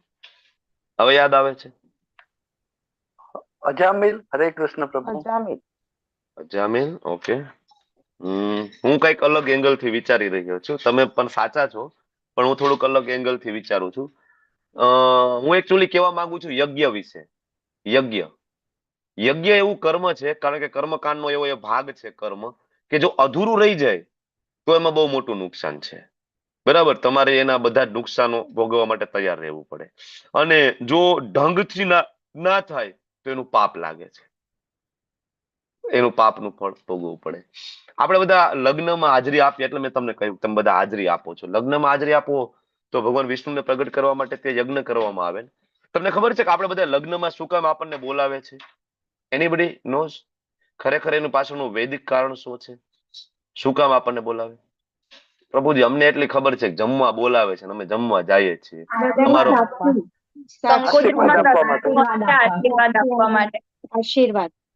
આશીર્વાદ આપવા માટે. આપણી લાયકાત છે આપણે કોઈને ખરેખર આશીર્વાદ આપી દઈએ? સાક્ષી માટે કે સાક્ષી માટે. આ પરફેક્ટ આન્સર છે. ખાડો કરવા કહું કે મેં આટલું બધું કર્યું, આટલો મને જમાડ્યા બધા એમ. એ તો એ લોકો જે કરે છે એની વાત તમે કરો છો પ્રભુ, પણ આપણને શું કામ ઇન્વાઇટ કરે છે ખબર છે? જો ઓરિજિનલ વૈદિક કારણ છે, સાક્ષી માટે. પેલાના તમે જો આજકાલ તમને ખબર કોર્ટ મેરેજ થાય તો એમાં બે સાક્ષી જોઈએ. એમ જે વૈદિક લગ્ન થાય ને એમાં સાક્ષી જોઈએ. દેવી દેવતાઓનું આહવાન કરવામાં આવે, દેવતાઓ આવે, એ યજ્ઞનો ભાગ લે, અને એ જે લગ્ન ગ્રંથિથી જે કપલ જોડાય એને દેવી દેવતાઓ આશીર્વાદ આપે. અને એ જે ઋષિમુનિઓ, બ્રાહ્મણો અને બાકીના બધા લોકો આપણા જેવા ત્યાં હાજર હોય ને, એ સાક્ષી પુરાવા માટે ત્યાં હોય છે. પણ આપણે તો મોટા ભાગે ફેરા ફરતા હોય ને ત્યારે આપણે ત્યાં હાજર જ ન હોય. આપણે તો ડીસું લઈને આટા મારતા હોય, કારણ કે ફેરાની મોટા ભાગે બે એક સાથે જ ચાલતું હોય. ત્યાં ફેરા ચાલે, આ બધું જમણવાર ચાલે. તો આ સાક્ષીમાં ગયા પછી પણ સાક્ષી પુરાવવી નહીં, એનો દોષ છે. તમને ખબર છે? એનું ફળ ભોગવવું પડે છે, કારણ કે ત્યાં તમે દેવતાઓનું આહવાન કર્યું, તમે સાક્ષી સ્વરૂપે ગયા પણ દેવતાઓ આવ્યા પણ તમે હાજર જ નથી, તમે જમવામાં બિઝી છો. આનું પણ ફળ ભોગવવું પડે. એટલે આ બધું બહુ અઘરું છે. આ જે બધે કર્મકાંડી જેટલું જ્ઞાન છે, વિધિઓ છે, એમાં ઢંગથી ના કરી તો પાપ લાગે, અધૂરું રહી જાય તો નુકસાન થઈ જાય. પણ ભક્તિમાં એવું નથી. ભક્તિમાં એવું નથી. ભક્તિની વિશેષતા કેવી છે? બરાબર, સ્વ અલ્પમ અપ્યસ ધર્મ છે ત્રાયતે મહત્વ ભયાત. થોડી સી પણ કોઈ કાર્ય કરે, પ્રગતિ કરે તો ભગવાન કે હું એના મહાન ભયમાંથી રક્ષણ કરું છું. કૃષ્ણ એટલા બધા કૃપાળુ છે કે એવું વિચારે છે કે કર્યું તો ખરી ને, જેવું કર્યું તો ખરી ને. એટલે જો આપણા ઇસ્કોન ની અંદર આપણે જેવું આવડે એવું ભજન તમને ગાવાનું કહીએ છીએ, ગાઓ. તમે કીર્તન કરો, તમે ભજન કરો, તમને જેવી આવડે એવી સેવા કરો. મંદિરમાં જાઓ, આપણે જનરલી એમ્પ્લોઈઝ ને હાયર નથી કરતા. જેવી આપણે જો નામનિષ્ઠા પ્રભુ પણ કે છે તમે બધા આવો, બરાબર, અને સેવા કરો. જેવું આવડે એવી સેવા કરો. વાય આપણી એક તો એનાથી શુદ્ધતા થાય. અને કૃષ્ણ છે ને આ નોટ કરે છે કે કર્યું ને, જેવું આવડે એવું કર્યું ને, બસ કૃષ્ણ આ જ જોવે છે કે નહીં એને કર્યું છે, મારો ભક્ત છે, પ્રયત્ન કરે છે. અને ભગવાનની એ વિશેષતા છે કે હંમેશા એ સારો ગુણ પકડી લે છે. સારો ગુણ. મધમાખી હોય ને એ મધને ગોતે, અને સાદી માખી હોય ને એ ઓલું ઘારું હોય ને, ઘારું ને કચરાને ગોતે. બરાબર, દોષ ગોતે. સાદી માખી હોય તમને ક્યાં લાગ્યું ક્યાં છે એ માખી ત્યાં બેસે. મધમાખી ત્યાં નહીં બેસે, તમને જ્યાં વાગ્યું હોય ત્યાં. મધમાખી સારા સારા ફૂલ ગોતશે.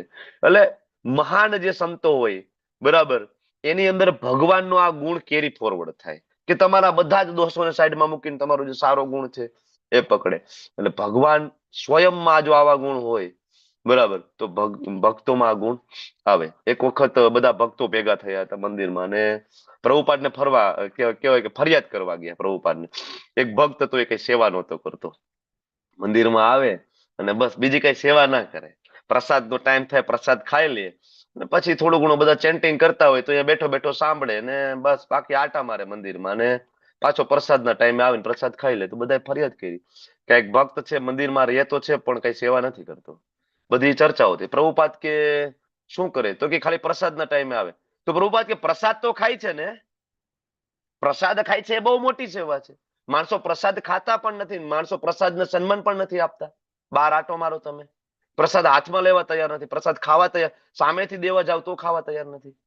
એટલે પ્રભુપાદ કે પ્રસાદ ખાય છે ને, બસ એ કે બહુ થઈ ગયું. એ કે પ્રસાદ ખાશે, ચેતના શુદ્ધ થશે, ભક્ત બની જશે. જો પ્રભુપાદ ભગવાનના શુદ્ધ ભક્ત છે, એની ચેતના આવી હોય તો કૃષ્ણની ચેતના કેવી હશે? બરાબર, કોઈ સેવા ભક્ત નથી કરતો, ખાલી પ્રસાદ ખાય છે તો પ્રભુપાદ કે ખૂબ સારું કામ કરે છે.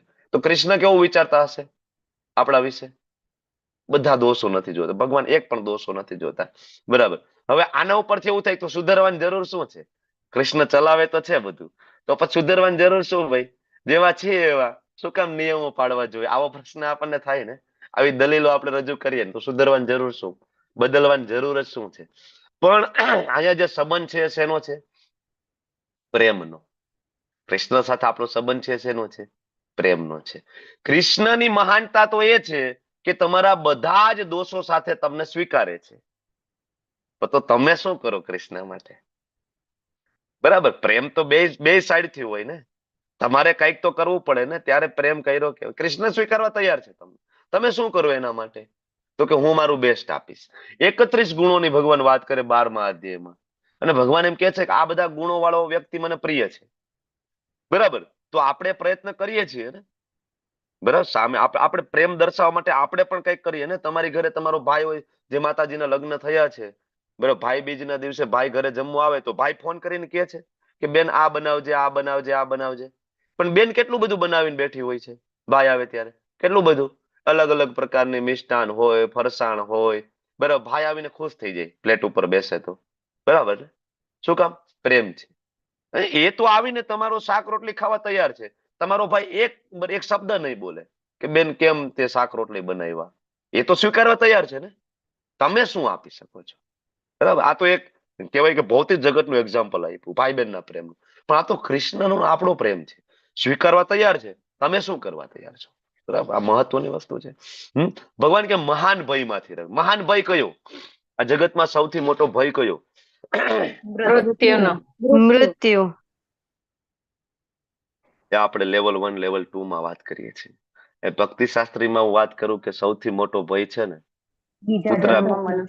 કૂતરા, બિલાડા, વંદા અને મળના કીડા બનવો ને એના કરતા મોટો ભય છે. મૃત્યુનો ભય એટલો નથી, કારણ કે મૃત્યુ પછી પાછું મનુષ્ય શરીર મળે તો ક્યાં ઉપાધિ છે. ભગવાન તો કે છે સૂચિ નામ શ્રીમતામ ગે હે, એ તો 6ઠા અધ્યાયમાં ભગવાને પણ કહી દીધું મારા ભક્તનો નાશ નથી થતો, હું એને બ્રાહ્મણ કુળમાં જન્મ આપીશ. તો આપણને મૃત્યુનો એટલો ભય નથી. કાઈ નહીં, ન જન્મ ન જન્મ, બરાબર આપણે કહીએ છીએ ને ભાઈ ન જન્મ ન જન્મ ન સુંદરીમ કવિતામ વા જગદીશ કામ, મમ જન્મની. આપણને મૃત્યુને ક્યાં ભય છે? મમ જન્મની જન્મ ઉપર જન્મ આપો, મને ક્યાં ભય છે? પણ ભય છે કયો? કૂતરા, બિલાડા, વંદા, મળના કીડા બનવું ને કેવું લાગશે? આપણે કૂતરા બનીએ આગળના જન્મમાં કેવું લાગશે? શેરીમાં આપણે બધા આટા મારતા હશું, ગાડી આવશે, તમે હું આપણે બધા ભેગા ભો કરતા પાછળ દોડતા આવીશું ને કેવું લાગશે? સારું લાગશે આપણને? વિચાર કરીએ તો આપણને કેટલું ખરાબ લાગે કે નહીં? અત્યારે કોકના ઘર આંગણે ઉભા આવીશું એક રોટલી માટે, ફરી એક લાકડી મારશે, પથ્થર મારશે, રોતા રોતા આપણે ભાગશું બાજુની શેરીમાં, બરાબર? એમ કરતા કરતા કોઈ ટ્રક જતો હશે ને ટાયર ની નીચે આપણે આવી જઈશું. કેવું લાગે? વિચાર કરીએ તો અઘરું છે, બહુ અઘરું છે. ભગવાન ભગવદ્ ગીતાના આ શ્લોકમાં એક ગેરંટી આપી રહ્યા છે કે મહાન ભય એટલે કે કૂતરા બિલાડા નહીં બનવા દઉં, આ મારી ગેરંટી છે. મારા ભક્તનો નાશ નહીં થાય, હું કૂતરા બિલાડા નહીં બનવા દઉં. થોડુંક પણ કરશો ને મનુષ્યોની કન્ફર્મ છે. આ શ્લોક એ પણ કહેવા માંગે છે કે આપણો મનુષ્ય જીવન કન્ફર્મ છે. નેક્સ્ટ બર્થ કાગડા કૂતરાના મોતે આપણે મરવાનું નથી. મનુષ્ય જન્મ કન્ફર્મ છે. ભક્તિ અધૂરી રહી ગઈ તો આગળની વ્યવસ્થા ભગવાન સ્વયં આપણા માટે કરવાના છે. બહુ મહત્વની વસ્તુ છે. ઇન્વેસ્ટમેન્ટ ક્યાં કરવાનું? મેક્સિમમ જ્યાં રિટર્ન મળે ત્યાં ઇન્વેસ્ટ કરાય ને, એટલે આપણે કૃષ્ણ ભાવનામૃતમાં ઇન્વેસ્ટ કરીએ છીએ. બાકી તમે ગમે એટલું કરી લો, સરવડે છેલ્લે 0 થઈ જાય. એક વખત વિવેક બિંદ્રા અને એમના ગુરુ મહારાજ વચ્ચે ચર્ચા થતી હતી.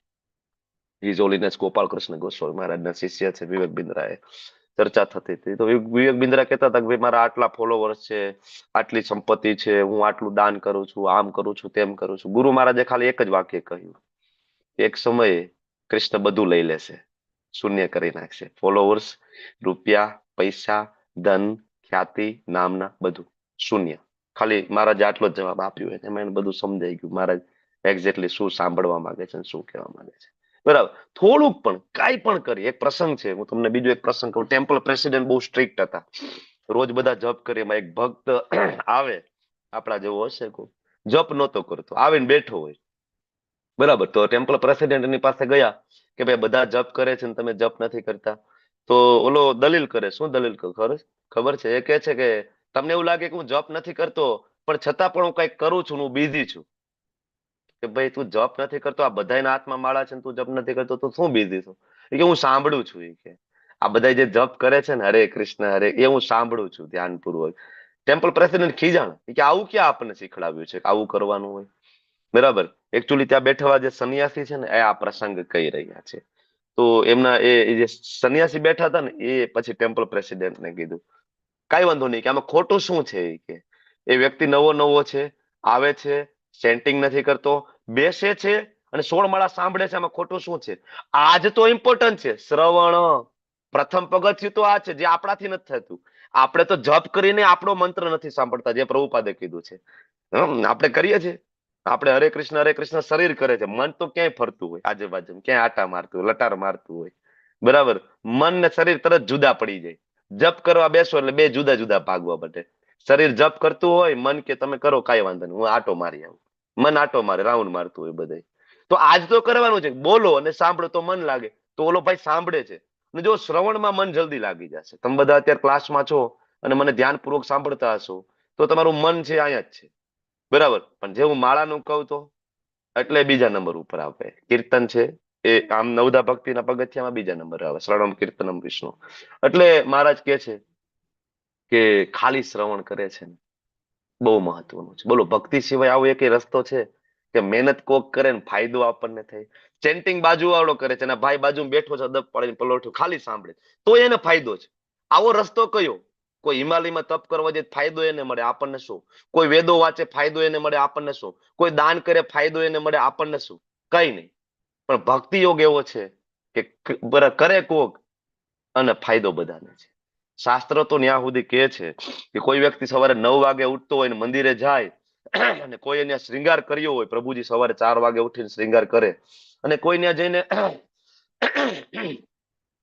ભગવાને શ્રૃંગાર જોઈને ખાલી એમ કે ને કે આહા કેટલો સરસ શ્રૃંગાર કર્યો છે, જેને પણ કર્યો છે ખૂબ સરસ લાગે છે આજે કૃષ્ણ, ખાલી આટલું એ વ્યક્તિ જો કરે છે તો શાસ્ત્ર એમ કે છે કે જે સવારે 4 વાગે ઉઠીને જેને શ્રૃંગાર કર્યો એને કૃષ્ણ જે રેસિપ્રોકેટ કરીને જે ફળ આપે, સેમ ફળ ઓલો 9 વાગે ઉઠીને જે જઈને જે પ્રશંસા કરે છે એને મળે, બેયને ઇક્વલ. એનો મતલબ એવો નહીં કે આપણે કાલથી 9 વાગે ઉઠીને ખાલી પ્રશંસા કરી આવીએ, બરાબર. આપણે બેસ્ટ આપવાનું છે કૃષ્ણને, આ હંમેશા યાદ રાખવાનું છે કે હું કેમ બેસ્ટ આપી શકું, આ વિશેષતા છે, બરાબર. ભક્તિની આ એક વિશેષતા છે. નાનો એવો પરિવાર હોય, એક વ્યક્તિ એમાં ભક્તિ કરતો હોય, બધાને ફાયદો થાય, બધાને ફાયદો થાય. નવદીપ પરિક્રમામાં તમે જાઓ અને 2 હાથ ઊંચા કરીને આપણે બધા ગયા હતા, આપણે 2 હાથ ઊંચા કરીને કીર્તન કરતા હતા.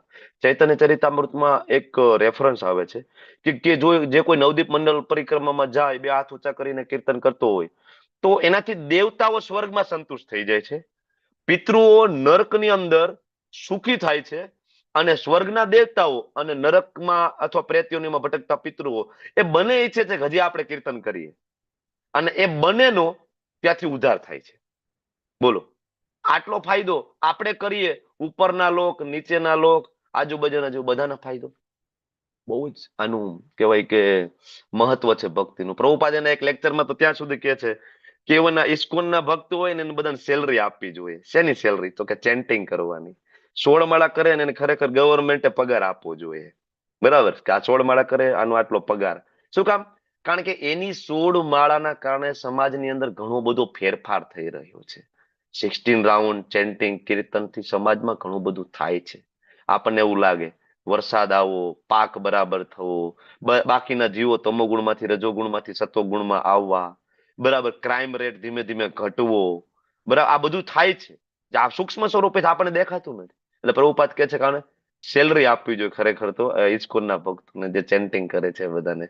ઓકે, આગળ કે છે વ્યવસ્થા બુદ્ધિ એકે હે કુરુનંદન, અનિર્ણિતા હોય, બરાબર. અર્જુનનો છેલ્લો પ્રશ્ન ભગવાન આ સરસ સમજાવે છે કે વ્યવસાય, વ્યવસાય એટલે શું? કે જે કાર્ય આપણે આજીવિકા ચલાવવા માટે કરતા હોય એને વ્યવસાય કહેવાય. હવે જે વ્યક્તિએ ભક્તિને જ પોતાના જીવનનું પ્રમુખ કર્તવ્ય બનાવ્યું છે એને કહેવાય વ્યવસાયિત્મિકા બુદ્ધિ, કે એનો વ્યવસાય જ ભક્તિ છે. હવે એનો મતલબ એવો નહીં કે કથા કરવા જાય છે લાખો રૂપિયાનું, બરાબર, ત્યાંથી પેમેન્ટ લે છે. એ વ્યવસાયિત્મિકા બુદ્ધિ નથી. એ વ્યવસાયની એ રીતના હું વાત નથી કરતો કે એની બુદ્ધિ કૃષ્ણમાં સ્થિર થઈ ગઈ છે, બરાબર. એની ચેતના કૃષ્ણમાં છે. એના મેન જે બુદ્ધિનો વ્યવસાય છે તો કે કૃષ્ણ થઈ ગયા છે, પૂરું થઈ ગયું. એનો બીજો કોઈ વ્યવસાય જગતમાં બચ્યો નથી. તો આવી જેની બુદ્ધિ છે વ્યવસાયિત્મિકા બુદ્ધિ, એ એકેહ કુરુનંદન, એનો તો ગોલ ફિક્સ છે. પણ જે આવા નથી, બુદ્ધયો અવ્યવસાયી નામ જે છે એ બહુ શાખા અનંતાશ્ચ, એને અનિર્ણયતા, જેને ખબર નથી શું કરવું છે. એક જ સમય ઉપર ઘણા બધા. એને તમે પૂછો જીવનમાં શું જોઈએ, તો કે આ જોઈએ, ઓલું જોઈએ, આ જોઈએ, અને એ બધું પૂરું કરવામાં આખી જિંદગી નીકળી જાય, બરાબર. એટલે પ્રભુપાદ તાત્પર્યમાં સરસ લખે છે કે આ જે બુદ્ધિ છે એકેહ કુરુનંદન, એ ક્યારે સંભવ થાય? તો કે એ ત્યારે સંભવ થાય કે વિશેષ પ્રકારની શ્રદ્ધા ડેવલપ થાય, બરાબર. અને ચૈતન્ય ચરિતામૃતનો એક શ્લોક પણ લખે છે કૃષ્ણ ભક્તિ કોઈલે સર્વ કર્મ કૃત હોય. કૃષ્ણ ભક્તિ કરી લો, બધું સારી રીતના થાય, બિઝનેસ પણ ચાલે, સમાજમાં નામ પણ થાય, બધું મળી જાય. LIC વાળો શ્લોક તમને યાદ હશે, બરાબર. ઘણા બધા એમ કે ભાઈ આ બહુ પ્રેક્ટિકલ નથી, પણ એના માટે પ્રેક્ટિકલ નથી જેને શ્રદ્ધા નથી. જેને શ્રદ્ધા છે એના માટે પ્રેક્ટિકલ છે, ને એને એ અનુભવ થાય છે કારણ કે કૃષ્ણ રેસિપ્રોકેટ કરે છે, બરાબર. શ્રીવાસ પંડિત જે ભગવાન સાથે હતા, શ્રીવાસ પંડિત, એ કોઈ નોકરી નહોતા કરતા, પરિવાર બહુ મોટો હતો, નોકરી નહોતા કરતા. એકવાર મહાપ્રભુ પોતે કહે છે કે તમે કઈ કામ ધંધો કરતા નથી, આવડો મોટો પરિવાર કેમ ચાલે? 3 તાલી પાડે છે, બરાબર. તો મહાપ્રભુ કે આ શું? તો કે 3 તાલી એના માટે 1 દિવસ, 2 દિવસ ને ત્રીજો દિવસ. જો 3 દિવસ સુધી મારી પાસે લક્ષ્મી ના આવે અને મારે જો ભૂખ્યા સૂવું પડે, ચોથા દિવસે હું સુસાઇડ કરી લઈશ. શ્રીવાસ પંડિત એટલો બધો એને વિશ્વાસ હતો કે હું સાક્ષાત લક્ષ્મી નારાયણની જો હું સેવા કરતો હોય તો મારે લક્ષ્મીનો અભાવ મારે ત્યાં ક્યાંથી હોય? મને કોઈ ચિંતાનો વિષય નથી, હું તમારી સેવા કરું છું, મારે શું અભાવ હોય, બરાબર. કૃષ્ણ છે હાથીને ખવડાવે, હાથી કે નોકરી કરવા જાય છે, જોબ કરવા જાય છે તો જ મળે એવું છે? એમેઝોનના જંગલમાં કોઈ જોબે લાગેલા છે? આ સિંહ, દીપડા ને વાઘ ને બધાય બધાને ખાવાનું તો મળે જ છે, મોજ કરે જ બધા, આપણા કરતા જલસા કરે છે બધા. હાથીને ખવડાવે કેડીને કણ ને હાથીને મણ, બરાબર, તો આપણને નહીં આપે. પણ આપણી ચેતના નથી, પ્રોબ્લેમ ન્યા છે. હવે તમે એમ કહો કે નહીં નહીં હું મારું કરી લઈશ, તો કૃષ્ણ એમ કે છે કે હા બેટા તું તારું કરી લે, હું તારું નહીં કરી શકું.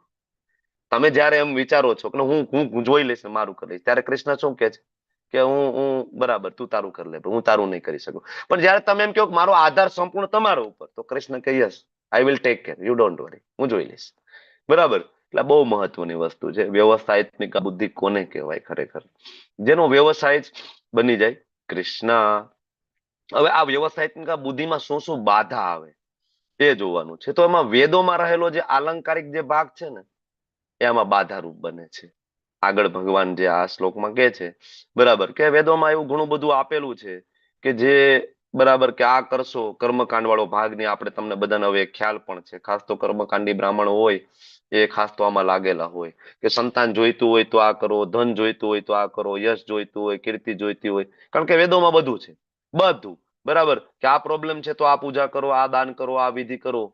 બરાબર, તો લોકોને એવું લાગે કે વેદોની અંદર આ જ છે, આપણી ઈચ્છા પૂર્તિ કરવા માટે જ છે. હકીકતે વેદોમાં છે પણ ખરું, પણ એ વેદોનો નાનો એવો ભાગ છે. કારણ કે વેદો છે આપણી માં છે, અને માં છે એના બધા બાળકો માટે કંઈક ને કંઈક આપે છે, અને માં ઈચ્છે છે કે બાળકો એમાંથી કંઈક ને કંઈક લઈ અને પ્રગતિ કરે ને આગળ વધે. એટલે જે લોકો વેદોનું અધ્યયન કરતા હોય એ લોકો ભક્તિ માર્ગમાં આવે ને ત્યારે એને આ શરૂઆતમાં પ્રોબ્લેમ પડે, કારણ કે ત્યાં ઓલો શ્લોક ને કર્મકાંડ કરતા હતા અને તરત ફળ મળતું. અહીંયા આવ્યા અને અહીંયા વાર લાગે છે, કારણ કે અહીંયા ભગવાન તરત આપતા નથી, અને ભગવાન તમે માગો એ નથી આપતા. ભક્તિમાં ભગવાન એ આપે છે જે તમને ભક્તિમય સેવામાં આગળ અનુકૂળ થાય એ આપે છે. ભગવાન શ્રેય આપે, પ્રેય નથી આપતા. એટલે પણ ઘણા બધાને અઘરું પડે ભક્તિ માર્ગમાં, જે વેદોમાં ખાસ તો માનતા હોય. બરાબર. હવે ભગવાન અર્જુનને બહુ ક્લિયરલી કહે છે કે ભાઈ તું આ લાભાલાભનું ને બધું છોડ, આ બધી વાત છે કર્મકાંડ લેવલની છે, નીચા લેવલની આ પોઝિશન છે. બરાબર, જે લોકો બહુ લાંબુ વિચારતા નથી ને એ બધું આ વેદોનો આ ભાગ, તું જે સુખ ને દુઃખ ને આ બધું વેદોનો ભાગ છે, આ બધું છોડ. બરાબર, શાશ્વત તું જે લાભ છે એ તું વિચાર. તું આવી નીચલી ચેતનામાં સ્થિત ના થાય. ઘણા બધા લોકો છે દાન કરો, યજ્ઞ કરો, તપ કરો, આ ફાયદો મળશે, ફળ મળશે. નહીં નહીં નહીં, ભગવાન કે આ બધું રહેવા દો, ફસાઈ જશો. બરાબર, કારણ કે આ બધી જ વસ્તુ ત્રણેય ગુણની અંદર જ આવે છે, સત્વગુણ, રજોગુણ, તમોગુણ. બરાબર, એટલે ભગવાન અર્જુનને કહે છે કે આમાંથી તું બહાર નીકળ. એટલે ભગવાન અર્જુનનો જે કર્મકાંડ વાળો પોર્શન છે એ આ બધા શ્લોકની અંદર ઓછો કરે છે. અને બીજી બે બાધા મહત્વની શું છે વ્યવસાયિક બુદ્ધિમાં આગળ વધવા માટે? તો કે મનુષ્ય છે બે વસ્તુ, ભોગ ઐશ્વર્ય પ્રસક્તા નામ, ભોગ અને ઐશ્વર્ય. ઇવન ભૌતિક જગતમાં પણ તમે સારી રીતના ફોકસથી કોઈ કામ ના કરી શકો જ્યારે તમે આ ભોગ અને ઐશ્વર્યમાં ડૂબેલા હોય. ખાસ તો નાના નાના બાળકો હમણાં ભણતા હોય, પબજી ની લત બધાને લાગી ગઈ હતી. હું લેવલ 2 માં એક્ઝામ્પલ આપતો હોઉં છું. બરાબર ને, એક જાતનો એ ભોગ છે. બરાબર, ભોગમાં જયારે મન લાગે તો તમે તમારું ભૌતિક જીવનમાં પણ સારી રીતના કામ ના કરી શકો. એટલે આ ભોગ અને ઐશ્વર્ય, માણસો સતત આની આસપાસ જ રહેવાના છે, ભોગ અને ઐશ્વર્યની સતત આની આજુબાજુમાં, અને મોટા ભાગનો સમય પણ આને અર્જિત કરવામાં જ બરાબર થાય. તો આપણને એમ થાય કે શું ભોગ ઐશ્વર્યમાં પડવાનું જ નહીં? પ્રભુપાદ સમજાવે છે કે ભાઈ એટલું કરવાનું જેટલું આ શરીર ટકી રહે. મેં આની પહેલા પણ તમને કહ્યું હતું કે સરસ મજાનો એક લેક્ચર છે યુટ્યુબમાં, સમય મળે તો સાંભળજો, કે આપણી પ્રાઇમરી રિસ્પોન્સિબિલિટી શું છે, સેકન્ડરી રિસ્પોન્સિબિલિટી શું છે. ખાસ તો કૃષ્ણ ભાવનામૃતના ભક્તોએ આ ખાસ જાણી લેવું જોઈએ કે પ્રાઇમરી રિસ્પોન્સિબિલિટી અને સેકન્ડરી રિસ્પોન્સિબિલિટી આ શું છે. આ બહુ, જો આ નહીં સમજો તો ફસાઈ જશો, તમને ખબર જ નહીં પડે મારે શું કરવાનું છે, ફસાઈ જાય. ભક્તિમાં આવીને જે પતન થાય ને એનું એક મુખ્ય કારણ છે તમે સમજતા નથી કે તમારી પ્રાઇમરી અને સેકન્ડરી આ બે શું અને આની અંદર ફેર શું છે. ક્યારેક આપણે આની અંદર ડિટેલમાં પણ જઈશું. તો ભોગ ઐશ્વર્ય, બરાબર, કારણ કે આપણે આજુબાજુમાં આ બધા પ્રલોભનો રહેવાના, સંસારમાં પ્રલોભનો છે જ. તમે જો કોઈ એક જોબ કરતા હોય, ₹1,00,000 તમારો પગાર હોય, બરાબર, તો તમારી પાસે બીજું ઓપ્શન આવે કે ભાઈ ₹1,50,000 સેલરી આપશું.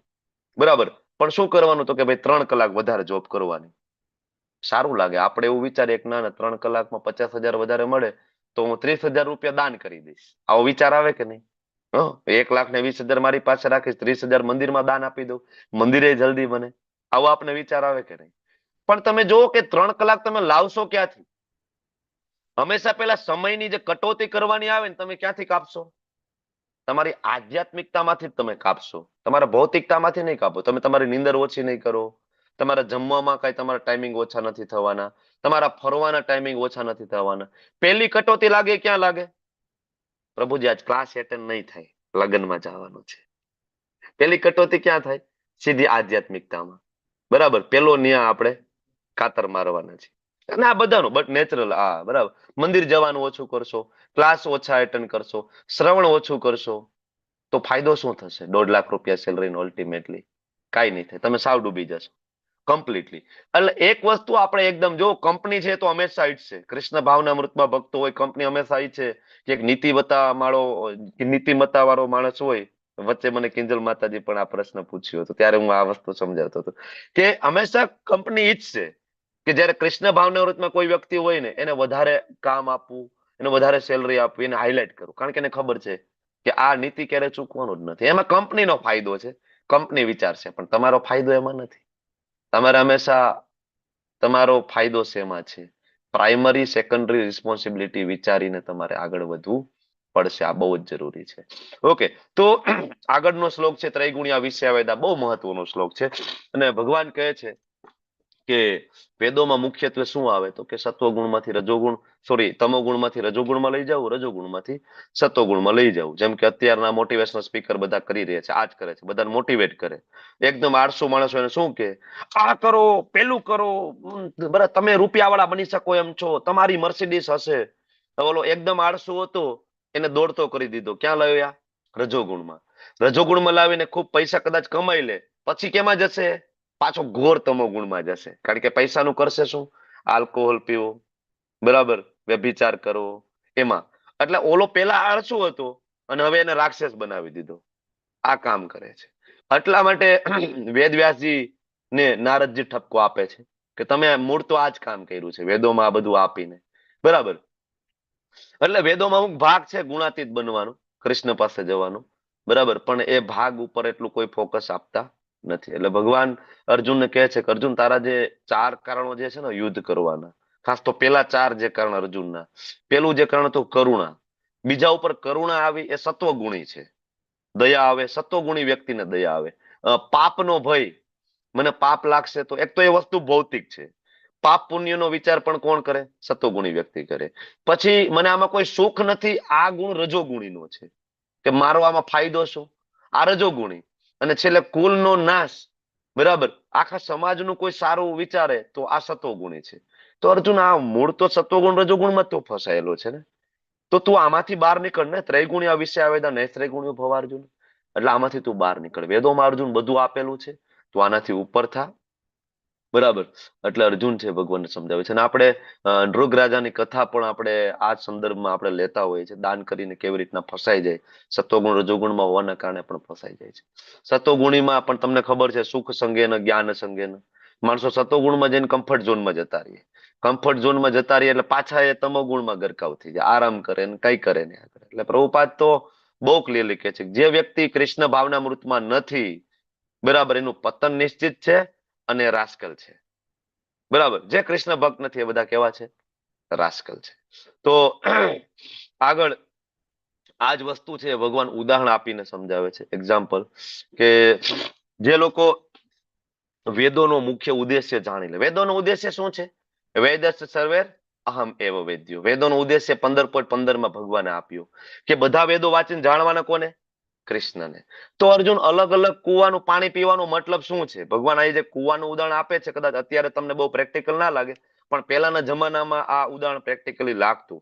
કારણ કે ગામની અંદર કુવા જુદા જુદા હતા. મંદિર માટેનો કુવો જુદો હતો, એમાં કોઈ જનરલ માણસો પાણી એમાંથી સિંચી ના શકે, ખાલી ભગવાનની સેવા થાય. બરાબર, અને પછી કપડા ધોવાનો જુદો, વાસણનો જુદો. પછી વર્ણાશ્રમ ધર્મને ઊંધી રીતના લોકોએ લીધું અને જાતિવાદ આવ્યો, તો બ્રાહ્મણના કુવા જુદા હતા અને શુદ્રના કુવા પણ જુદા હતા. બરાબર, ત્યારે આ લાગતું હતું. પણ જો નદી હોય તો ગામની અંદર, તો ભગવાનના અભિષેકનું પાણી પણ ત્યાંથી આવે, રસોઈ બનાવવાનું પાણી પણ ત્યાંથી આવે, વાસણ સાફ કરવાનું પાણી પણ ત્યાંથી આવે. ભગવાન ઉદાહરણ આપે છે. બરાબર, કે વેદોમાં બધું આપ્યું છે. દાન કરીશ તો આ ફળ મળશે, તપ કરીશ તો.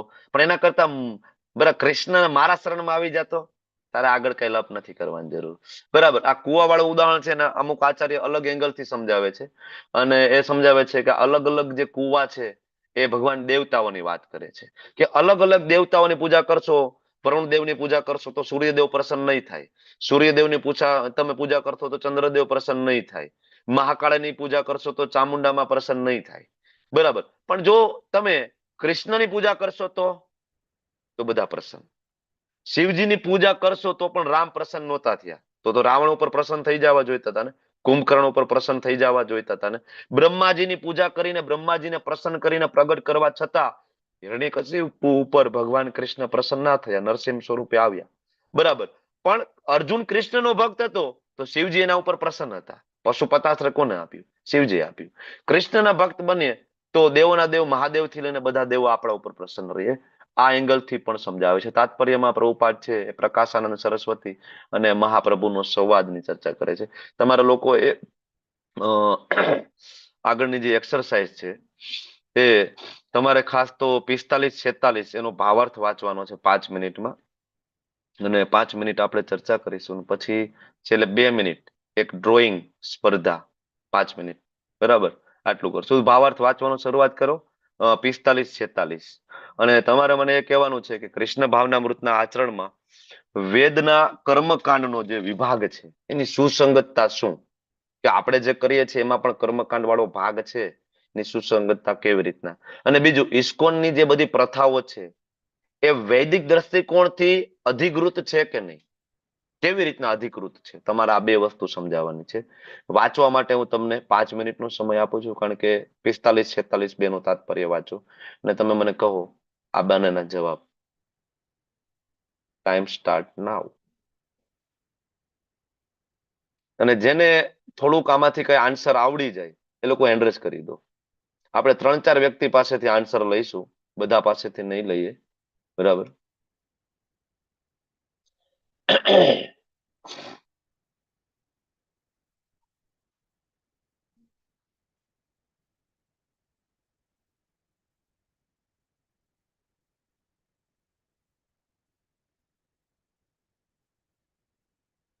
પ્રશ્ન તો તમને લોકોને સમજાઈ ગયો છે ને? કોઈને પ્રશ્નમાં ડાઉટ હોય તો પણ પૂછી લેજો તમે.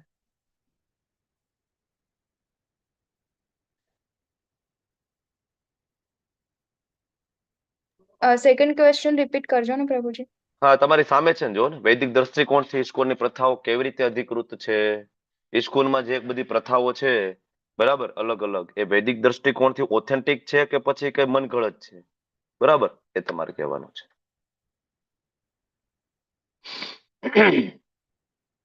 પ્રભુજી, એટલે પહેલાનો ક્વેશ્ચન એક્ઝેક્ટ મતલબ આન્સર કઈ રીતે વેદના કર્મકાંડની વિભાગની સુસંગતતા, એટલે કે એમાં શું બતાવવાનું છે, શું ક્લોરીફાઈ કરવાનું છે? એટલે એની અંદર આપણે વેદોનું જે રિલેવન્સ શું છે, બરાબર, આપણે જે કંઈ કરીએ છીએ, જે આપણું ચેન્ટિંગની જે પદ્ધતિ છે એનું વેદો સાથે રિલેવન્સ તમે કઈ રીતના કરી શકો, વેદો કઈ દિશામાં ચાલે છે અને ઇસ્કોનનું જે કૃષ્ણ ભાવનો સંઘ છે એ કઈ દિશામાં ચાલે છે, બે સુસંગત છે કે આપણે વેદોના વિરોધી થઈ ગયા છે, શું લાગે તમને, એ તમારે કહેવાનું છે, બરાબર. કારણ કે આપણે વેદોમાં માનવા વાળા છીએ, ઇસ્કોન છે વેદોમાં શાસ્ત્રોમાં માનવા વાળો છે, વૈદિક સંપ્રદાય છે, ઓરિજિનલ સંપ્રદાય છે, એટલા માટે તો આપણે વેદો પ્રમાણે ચાલવું પડશે ને, વેદોનું ખંડન કરીને આપણે નહીં ચાલી શકીએ. જે સવારે ઓલા માતાજી પ્રશ્ન કરતા હતા કે તિલક શું કામ કરવાનું, ધોતી શું કામ પહેરવાની ને, બરાબર ને, એ બધી ભગવાનના મૂર્તિ પૂજા શું કામ કરવાની, કે અમે જમી લઈ પ્લેટમાં એટલે ભગવાનને ભોગ લાગી ગયો, પણ એ તો તમે જમો છો, ભગવાનનું શું? મૂળ શું છે, એ લોકો એવું માને છે કે આપણે જ ભગવાન છીએ, એટલે હું જમું એટલે ભગવાન જમે છે, એવું માને છે. ભગવાનનું અલગ સાકાર સ્વરૂપમાં નથી માનતા. એટલે મેં છેલ્લે ત્યારે પણ સવારે કહ્યું હતું કે અલ્ટિમેટલી ફિલોસોફી જઈને ઉભી રહી છે નિરાકાર પાસામાં. બહારથી બધું લાગે, કૃષ્ણને માને છે, ભગવદ્ ગીતાને માને છે, બધું, પણ બહુ ઊંડા ઉતરીને જાવ તો ખબર પડે કે એનું જે અલ્ટિમેટ ગોલ છે ને ભગવાન બનવાનો, નિરાકાર પાસું, તમે ભગવાન ને હું ભગવાન, એ જ છે એની ફિલોસોફી મૂળ.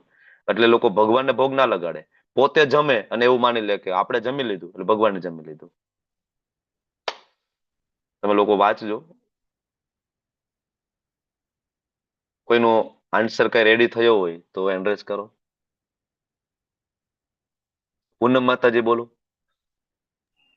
હરે કૃષ્ણ. પ્રભુજી, વૈદિક સાહિત્યનો ઉદ્દેશ્ય આત્મ સાક્ષાત્કાર કરવાનો છે, જેમાંથી ધીરે ધીરે પ્રગતિ કરીને આપણે કૃષ્ણને જાણીએ છીએ અને તેમની સાથેનો સંબંધ જાણીએ છીએ. પરંતુ આપણે કૃષ્ણ ભાવનામૃતમાં હોઈએ, આ પેલી કર્મકાંડની રીત બહુ લાંબી છે, એમાં ઘણા બધા વર્ષો પણ લાગી શકે. પણ કૃષ્ણ ભાવનામૃતમાં આપણે આવીએ છીએ તો આપણે ડાયરેક્ટ ભગવાન સાથે સંબંધ બાંધીએ છીએ અને આગળ જઈએ છીએ. જેવી રીતે આ પ્રકાશાનંદ સરસ્વતીનો દાખલો તમે કીધો, તો એ ચૈતન્ય મહાપ્રભુ એ ત્યાં જાય છે કર્મકાંડી બ્રાહ્મણો પાસે, તો ત્યાં એવા વોશ એરિયામાં બેસે છે અને પેલા પૂછે છે કે કેમ તમે આવું કીર્તન કર્યા કરો છો, આવું કઈ થતું હશે એમ. તો કે હા, હું મૂર્ખ છું, એટલે મારા ગુરુ મહારાજે મને આવી રીતે કીર્તન કરવાનું જ કીધું છે. તો એ કનેક્ટ થઈ શકે છે એમ. પરફેક્ટ છે. મૂળ આત્મ સાક્ષાત્કારની જે પદ્ધતિ છે એ આપણી વૈદિક જ છે, બરાબર? આપણે કઈ અલગ નથી ચાલતા ને. હેમાંગી માતાજી બોલો. હરે કૃષ્ણ પ્રભુજી. ભગવદ્ ગીતામાં પણ કહ્યું છે કે આપના ભગવાનના પવિત્ર નામનો જપ કરનાર મનુષ્ય, ભલે તે ચાંડાળ જેવો અધમ હોય કે ગમે તેવા કુટુંબમાં જન્મ્યો હોય, તો તે આત્મ સાક્ષાત્કારની સર્વોચ્ચ ભૂમિકામાં સ્થિત છે. આવા મનુષ્ય સમગ્ર તીર્થ સ્થળોના પવિત્ર જળમાં સ્નાન કરીને વૈદિક વિધિ પ્રમાણે સર્વ પ્રકારના તપ તથા યજ્ઞો અવશ્ય કરેલા હોવા જોઈએ. તો ઇસ્કોનમાં પણ આ રીતે જ આને જ ફોલો કરવામાં આવે છે ને, કે ભગવાનના નામનો સતત જપ કરવો, ચેન્ટિંગ કરવું, બરાબર? મતલબ વૈદિક છે, આપણે વેદોથી વિરુદ્ધ નથી ચાલતા, બરાબર? યસ, સુસંગતતા કહેવાય આને. બોલો, બીજા કોઈ કઈ કહેવું છે હજી? વિમલા માતાજી બોલો. હા, એટલે વેદોનું આપણે જ્યારે કરવું હોય તો એના માટે ઘણી શુદ્ધતા જોઈએ, અને અત્યારે કળિયુગના જીવો માટે એ શુદ્ધતા લાવવી જરા પણ યોગ્ય નથી. એટલે ચૈતન્ય મહાપ્રભુએ આવીને આવી રીતે હરિનામ આપ્યું કે જેમાં કોઈ દોષ નથી લાગતો, અને એ વેદોને લગતું જ આવી રીતે ભગવાન જાતે જ આયા છે, એટલે આપણે એનાથી વિરુદ્ધ નથી જઈ રહ્યા. એક્ઝેક્ટ. ખૂબ સરસ. Anybody else? જે લોકો ઇન્દ્રિય તૃપ્તિના લેવલ ઉપરથી મોટા ભાગે કૃષ્ણ ભાવનામૃતમાં આવતા હોય, તો વેદો શું કરે કે તમો ગુણમાં એને પશુ બલિની આ બધી વાત કરી, અને એ રોજ માંસ ખાતા હોય તો 14 દિવસે 15 દિવસે એકવાર ખાવાની વેદ સલાહ આપી દે. પેલું એ કરે. પછી એ રજોગુણમાં આવે, પછી સતોગુણમાં આવે, પછી ગુણાતીત અવસ્થામાં જાય. આ ગોલ વેદોનો જે ગ્રેજ્યુઅલ પ્રોસેસ છે, પણ આપણે ડાયરેક્ટ જ લઈ જઈએ છીએ, બરાબર? એટલે સેમ આને કહેવાય સુસંગતતા વેદો સાથે અને આપણી પદ્ધતિ સાથે, બરાબર? બીજું કોઈ કહેશે કે આગળ વધવું છે? બાકી તમે જે કીધું એ બરાબર છે. તો બીજા પ્રશ્ન ઉપર ચર્ચા કરીએ, ચાલો. કે ભાઈ વૈદિક દ્રષ્ટિકોણથી ઇસ્કોનની પ્રથા એ કેવી રીતના તમને એમ લાગે અધિકૃત છે? હરે કૃષ્ણ પ્રભુજી. હરે કૃષ્ણ, બોલો. હા, તો ઇસ્કોનની આ યુગમાં આપણે વેદો પ્રમાણે બધું વિધિ વિધાનનું પાલન કરવા જઈએ, ઉપનિષદોનો અભ્યાસ કરીએ, એ માટે ઘણો સમય, શક્તિ, જ્ઞાન ઘણો બધો આપણો વેડફાઈ જાય છે. પણ આપણે જયારે ખાલી માત્ર ને માત્ર ભગવાનનું જપ નામ કરતા હોઈએ તો આ બધા સાર એમાં સમાયા હોય છે. તો આપણે તેમાં આપણે ભગવત પ્રાપ્તિ કરી શકીએ છીએ તેમાં. બરાબર. ઓકે, એટલે મતલબ અધિકૃત છે. ઓકે, પછી બોલો, બીજા કોઈને કઈ કહેવું છે?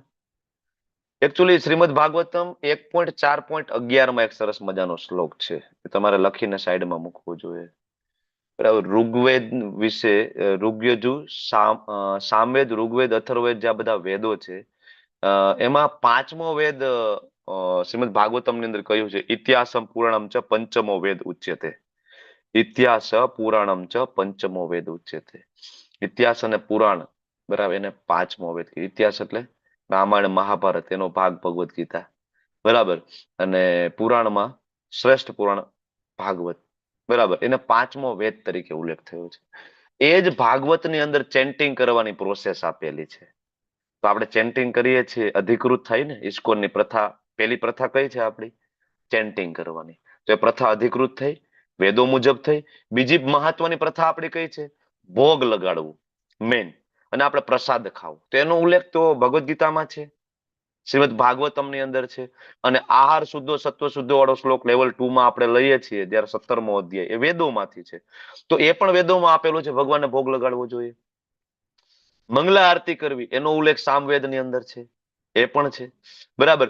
તો આ બધી જે પ્રથા છે, મંગલા આરતી કરવી, નરસિંહ આરતી કરવી, તુલસી આરતીનો ઉલ્લેખ સ્કંદ પુરાણમાં છે, અને પુરાણ ને ભાગવત ની અંદર 5મો વેદ કીધો છે. આ બાકીના લોકો ડાયવર્ટેડ છે ને, હું સવારે વાત કરતો હતો, એ લોકો પુરાણને જ બાદબાકી કરી નાખે છે, અમે પુરાણને નથી માનતા. એટલે એનું કન્ફ્યુઝન ક્યારેય દૂર જ નથી થઈ શકતું, કારણ કે અલ્ટિમેટલી સારરૂપ જે ગ્રંથ આપ્યો એને એ લોકો નકારી દીધો. હું સવારમાં વાત કરતો હતો, એટલે લોકો નથી સમજી શકતા કૃષ્ણ કોણ છે, પદ્ધતિ શું. એટલે આપણી આ જે બધી પ્રથા છે, ચેન્ટિંગ, ભોગ, બરાબર, ભોગ લગાડ્યા પછી પ્રસાદ ખાવો, મંગલા આરતી કરવી, આ બધી પ્રથાઓ કહેવાય. આ બધી જે પ્રથાઓ, એના સિવાય અસત્સંગ જે છે ત્યાગ કરી દેવાનો, આ પણ આપણી પ્રથા છે. બરાબર, મટીરિયલિસ્ટિક માણસોનું જે એસોસિએશન ઓછું કરવું એ પણ પ્રથા છે.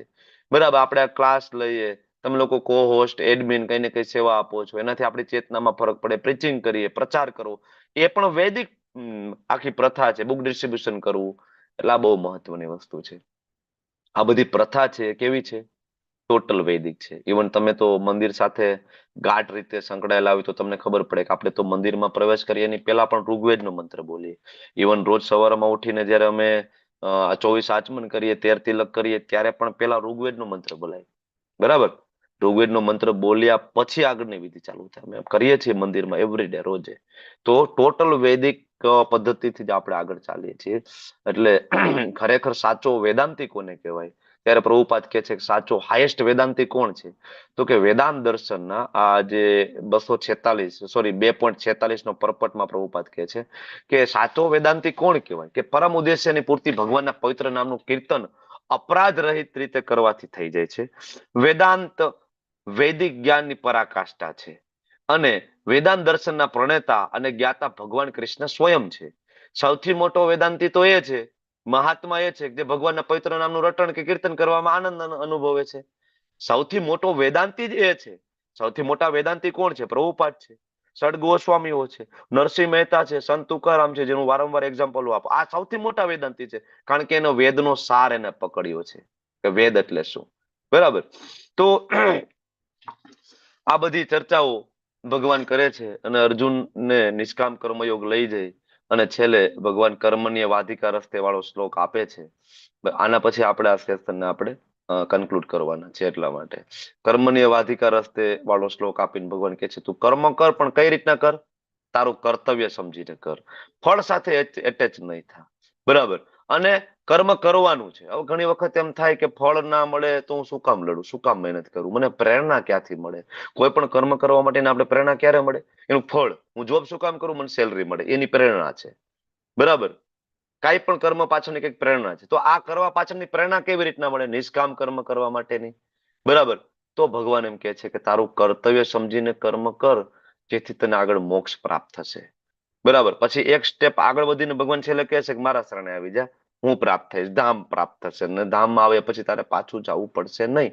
એટલે જે કાંઈ કર્મ કરીએ, નિષ્કામ કરીએ, અને એનો ગોલ જ્યારે આપણે ગીતા ભાગવતમનો જે ઉપદેશ છે એને જીવનમાં આપણે જો ખરેખર ઉતારવા માંગતા હોય, તો આપણો એક ગોલ, પહેલો ગોલ આપણો એ બનવો જોઈએ કે મારે ભૌતિક જગતમાં નથી રહેવું, મારે આ ભૌતિક જગતમાં રહેવું નથી. આ ગોલ જો આપણો બનશે તો જ ગીતા ભાગવતમનો ઉદ્દેશ્ય આપણા જીવનમાં ઉતરશે, નહીતર નહીં ઉતરે. એ આ શ્લોક એકચ્યુઅલી કહેવા માંગે છે કે નિષ્કામ કર્મ એટલે શું છે? એની અંદર પ્રેરણા, નહીં તો પ્રેરણા મળે જ નહીં ને. કામ કરવાની પ્રેરણા કેમ મળે? મને હું અત્યારે ભણું છું, ભણીને રિઝલ્ટ મળે તો ઠીક ને, ના મળે તો ઠીક ને, આગળ જોબ મળે તો ઠીક ને, ના મળે તો ઠીક, સેલરી મળે તો ઠીક ને, ના મળે તો ઠીક. તો ઉત્સાહ કઈ રીતના તમે જાળવી શકો? આ કર્મ કરવાનો ઉત્સાહ જ ના મળે ને, પ્રેરણા જ તમને ના મળે. પણ પ્રેરણા ત્યારે મળે કે નહીં, મારે એના કરતા પણ એક પગથિયું ઊંચું પ્રાપ્ત કરવાનું છે, મને કૃષ્ણ મળવાના છે. બરાબર, આ પ્રેરણા છે. મારા ભૌતિક જગત તો ટેમ્પરરી છે, મારા અહીંયા નહીં, મારે અલ્ટિમેટલી ગોલોક ધામ મને પ્રાપ્ત થાય. આ બહુ ઇમ્પોર્ટન્ટ છે. પ્રભુપાદ અહીંયા રહ્યા, ખૂબ પ્લાનિંગ કર્યું અને ખૂબ પ્રચાર પણ કર્યો. બરાબર, તો અહીંયા સફળતા ના મળી તો વિચલિત ના થયા. અમેરિકામાં 10 વર્ષમાં સફળતા મળી તો કઈ ઘમંડી ના બની ગયા. ફળ પ્રત્યે એટ્રેક્શન નથી, કર્મ કરે છે. અને એવું પણ નહીં કે ફળ પ્રત્યે એટ્રેક્શન નથી એટલે પ્લાનિંગ થી કર્મ નહીં કરવાનું. બરાબર, કર્મ કરવાનું, પ્રોપર પ્લાનિંગ થી કરવાનું, કૃષ્ણ ભાવના મૃતમાં કરવાનું. એવું નહીં કે મૂર્ખતામાં કામ કરીએ, જે થાય તે જોયું જશે, એમ નહીં. બરાબર, વ્યવસ્થિત કર્મ કરવાનું. ઓકે, હવે જે છેલ્લું જે આમાં એક્સરસાઇઝ છે એ તમને હું ડાયરેક્ટ આપું છું. એ એક્સરસાઇઝ તમારે 2 મિનિટમાં જ મને આપવાની છે કે કર્મ સંન્યાસ એટલે કે બધું છોડી દેવું. બરાબર. એના કરતા કૃષ્ણ ભાવના મૃતમાં જે કર્મ કરવો, આ દર્શાવતું તમારે એક નાનું ડ્રોઈંગ દોરવાનું છે. 2 થી 3 મિનિટમાં તમારે દોરીને આપવાનું છે. તમે એમાં જે બનાવી શકો તે, તમને મનમાં જે કઈ આવે તે, કે આખું ઘર સંસાર છોડીને જતું રહેવું, એક એ વસ્તુ છે. અને બીજું કૃષ્ણ ભાવનામૃતમાં કર્મ કરવું, એ બીજી વસ્તુ છે. તમે એનું કઈક ડ્રોઈંગ કરો, કઈક ચિત્ર તમે બનાવો અને તમે મને બતાવો. બરાબર. આ એક આજની બીજી એક. આમ તો એક્સરસાઇઝ ઘણી બધી છે, પણ આપણી પાસે ટાઈમનો હંમેશા અભાવ રહે છે. ગમે એટલી સ્પીડમાં જઈએ ને તો સમજાવવામાં, ડિટેલિંગમાં ઘણી વાર જતા રહીએ. ઓકે, તો આ સાથે પછી આપણે આ સેશનને કન્ક્લુડ કરવાનું. આમાં થોડીક જે ચર્ચા બાકી છે એ આપણે લેવાના છીએ. તમે લાસ્ટ ટાઈમ મને યાદ કરાવજો. આપણે થોડું 47માં શ્લોકમાં હજી જશું ડિટેલિંગમાં, અને 48માં પણ જશું. બરાબર, યોગસ્થ કરું, અને એના પછીના બસ એ 2 શ્લોકમાં આપણે ડિટેલમાં જઈને પછી આપણે આ સેશન કન્ક્લુડ કરીશું. ઓકે, તમે લોકો એ પિક્ચર બનાવો. હરે કૃષ્ણ પ્રભુજી. હું શાના બોલો, ઉપર બનાવવાનું છે પિક્ચર? પિક્ચર એના ઉપર બનાવવાનું છે કે આખો સંસાર છોડી અને જતું રહેવું, એના કરતા કૃષ્ણ ભાવનામૃતમાં કર્મ કરવું એ વધારે સારું છે. આના ઉપર ડ્રોઈંગ બનાવો. તમને એક ઉદાહરણ આપી દઉં ખાલી. કોઈ વ્યક્તિ બુક ડિસ્ટ્રીબ્યુશન કરતો હોય, આનું પિક્ચર બનાવો. હવે તમે કૃષ્ણને રિલેટેડ કોઈ પણ સેવાનું પિક્ચર બનાવો. હવે થોડું ખ્યાલ આવી ગયો ને શું કરવું છે આપણે. Okay, yes. અથવા તમે બેનું કમ્પેરિઝન બનાવો કે કોઈ સંસાર છોડી દીધો છે એ શું કરે છે અને કૃષ્ણ ભક્ત શું કરે છે. કર્મ સંન્યાસ અને કર્મ યોગ કૃષ્ણ ભાવનામૃતમાં. શીલ ભક્તિનો ઠાકુર છે ભગવદ્ ગીતાના 2જા અધ્યાય સંપૂર્ણ ગ્રંથનો સાર રૂપ હોવાનું કહ્યું છે. ભગવદ્ ગીતામાં કર્મયોગ, જ્ઞાન યોગ અને ભક્તિ યોગના વિષયોનો સમાવેશ થાય છે. 2જા અધ્યાયમાં સંપૂર્ણ ગ્રંથના વિષયનો ક્રમ તરીકે કર્મયોગ, જ્ઞાન યોગનું સ્પષ્ટ નિરૂપણ થયું, અને ભક્તિ યોગનું પણ અંશતઃ ભગવાને આપણને દર્શન કરાવ્યું. અને અર્જુનના જે બધા પ્રશ્નો હતા ભગવાને મોટા ભાગના એડ્રેસ કર્યા છે. બધા ઓબ્જેક્ટિવ છે જે આપણે અહીંયા કવર કર્યા છે. બરાબર. કર્મકાંડ તરફ ભગવાન અર્જુનને કર્મકાંડથી કર્મયોગ, નિષ્કામ કર્મ યોગ તરફ લઈ ગયા. કર્મને વાધિકા રસ્તે વાળો જે શ્લોક છે ને આપણે ખરેખર આપણે સમજવાની કોશિશ કરી કે નિષ્કામ કર્મ કોને કહેવાય. એવું નહીં કે સેલરી ના લેવી. બરાબર. અને કન્ક્લુડિંગ કોટ છે પ્રભુપાદનું, સંસ્કૃતિની આ ભૌતિક પ્રગતિ ખૂબ સરસ, ખૂબ જ ચમકદાર. જેમ અમે તમારા અમેરિકન શહેરોની શેરી અથવા રસ્તા પરથી પસાર થાય, ખૂબ સરસ લાગે. આટલી બધી લાઇટો, ઘણા રાત્રિ પ્રકાશિત સાઇનબોર્ડ, પરંતુ આપણે હંમેશા યાદ કરવું જોઈએ, યાદ રાખવું જોઈએ કે આ સરસ પરિસ્થિતિ કાયમી સમાધાન નથી. ગમે તે ક્ષણે આ બધું છોડી દેવું પડશે. I have to give up everything. તેથી જો કોઈ આ ખોટા મંચ પ્રકાશમય કહેવાતા પ્રકાશમય સાથે જોડાઈ જાય, ભગવતધામ પાછા જવાનો નિશ્ચય બહુ તીવ્ર નહીં હોય. અને એટલે ભોગ ઐશ્વર્ય પ્રસક્તા નામ જો થશે તો સમાધો ના વિધીયતે, તો ભગવતધામ નહીં જઈ શકાય. એટલે મેં તમને કહ્યું કે ભગવદ્ ગીતા ભાગવતમના ઉપદેશો જીવનમાં ઉતારવા હોય તો એક વસ્તુ તમે મગજમાં ગાંઠ બાંધી દો કે મારે આ ભૌતિક જગતમાં રહેવું નથી. જ્યાં સુધી તમે વિચારશો કે નહીં આ મજા છે, જ્યાં સુધી તમે એવું વિચારશો કે હું સુખી થઈ જઈશ, તમે ભગવતધામ નહીં જઈ શકો. બરાબર. કારણ કે ભગવાન કહે છે યથામા પ્રપદ્યન્તે, તમારી જે ઈચ્છા છે કૃષ્ણ પૂરી કરશે. અહીં રહેવાની હશે તો કૃષ્ણ એ પણ વ્યવસ્થા કરશે. કોઈનું રેડી થયું હોય તો તમે બતાવી શકો છો. હરે કૃષ્ણ પ્રભુજી. ડ્રોઈંગ બહુ ખરાબ છે. બતાવો. ચલો તમને સ્પોટલાઇટ કરું છું. ઓકે, થોડું લાઈટ એક મિનિટ. જેનું થઈ જાય મને બતાવો. ઓકે, એક માતાજી છે અને એ ભગવાનની પ્રસન્નતા માટે રસોઈ બનાવી રહ્યા છે, આવું જ ને? એક્સપ્લેનેશન આપો. અને સાથે મંત્ર ચાલે છે હરે કૃષ્ણનો, અને સાંભળતા સાંભળતા રસોઈ કરે છે, અને એ વૈષ્ણવ ભક્ત છે. એ રીતે. હરી બોલ. ખૂબ સરસ, ખૂબ સરસ. પ્રભુજી મેં પણ સેમ એવું જ કર્યું છે. માતાજી ભગવાન માટે કુકિંગ કરી રહ્યા છે. જસ્ટ અ મિનિટ, હું તમને સ્પોટલાઇટ કરું છું. બધા તમારું ડ્રોઈંગ જોવે. વાહ વાહ, ખૂબ સરસ. રસોઈ બનાવી રહ્યા છે ભગવાન માટે થઈને. વર્ષો પછી બધા ડ્રોઈંગ કરતા હશો ને? આ વિષય જ નતો ગમતો. યસ, પૂનમ માતાજી તમને સ્પોટલાઇટ કરું છું. પ્રભુજી પૂનમ માતાજી બોલો. મોબાઈલ પર વાત કરી રહ્યા છે અને એમને કર્મ સંન્યાસ લીધો છે. પણ આ એક ઇસ્કોનના સંન્યાસી છે જે ઇસ્કોનમાં રહીને ભગવાનની ભક્તિ કર્યા છે, એટલે કે કર્મ યોગ કરી રહ્યા છે. Very good. પિક્ચર એટલું ક્લિયર નથી તમારું, મતલબ બ્લર વિઝન છે, અહીંથી મને દેખાતું નથી એટલું, પણ યસ યસ, થેન્ક યુ. હરે કૃષ્ણ પ્રભુજી. હરે કૃષ્ણ. વન બાય વન આપણે આગળ વધીશું. ઉર્મિલા માતાજી. પ્રભુજી છે એ જપ માળા કરી રહ્યા છે. ઓકે, ચેન્ટિંગ કરી રહ્યા છે. ઓકે, માળા તો હાથમાં છે ને, મને દેખાતી નથી હો, મનમાં નથી કરતા ને? ફીડબેક તો આપી છે ને? હા પ્રભુજી છે. હરી બોલો. હરે કૃષ્ણ પ્રભુજી. પ્રભુજી મારાથી ડ્રોઈંગ નથી થતું, પણ મારા માઇન્ડમાં એવું એક પિક્ચર છે કે એક આખું ફેમિલી છે કે જે આખું ફેમિલી કૃષ્ણ ભાવના અમૃતમાં છે, અને બધા સવારે પતિ પત્ની બંને સાથે જપમાળા કરે છે, અને જે પત્ની છે તે ભગવાન માટે રસોઈ કરે છે, અને પ્રભુજી પણ જે પોતે બહાર જઈને કામ કરે છે એમાંથી પોતાનો ભાગ જે ભગવાનને અર્પણ કરે છે. આ રીતનું મારા માઇન્ડમાં ચિત્ર છે, મારાથી ડ્રો નથી થતું પણ. ઓકે ઓકે માતાજી, thank you. Yes, Amrish Patel પ્રભુ, ખૂબ સરસ ડ્રોઈંગ બનાવ્યું છે. આ બાજુમાં છે સંન્યાસી છે, આ બાજુ ભક્ત નીકળ્યા છે. તમે બધા પણ રાખેલી છે, ધોતી પણ પહેરેલી છે. હા, વાહ વાહ વાહ પ્રભુ, વાહ, ખૂબ સરસ બનાવ્યું છે. અયોધ્યામાં તમે આ જ રીતના કરતા હતા ને? હરી બોલ, હરી બોલ પ્રભુ. યસ, નેક્સ્ટ મોના માતાજી. હરે કૃષ્ણ પ્રભુજી. બહુ ખરાબ છે ડ્રોઈંગ, પણ એવી રીતનું બતાવ્યું છે કે કર્મ સંન્યાસ એટલે કે અવે ફ્રોમ શ્રી કૃષ્ણ, કે જે હિમાલયમાં બેસીને જે ભગવાનની તપસ્યા કરે છે, અહીંયા સન બનાવ્યો છે, એટલે કે ખાલી પ્રકાશ સુધી જ પહોંચે છે. અને બીજું છે કે જે ભગવાનની સાકાર સ્વરૂપની પૂજા કરે છે, જે સૂર્યલોક બતાવ્યો છે, એવી રીતનું બતાવ્યું છે. ઓકે, આ છે માણસો કમ ને કાચબા વધારે લાગે છે, બે ઉપર નીચે. બરાબર છે. Thank you.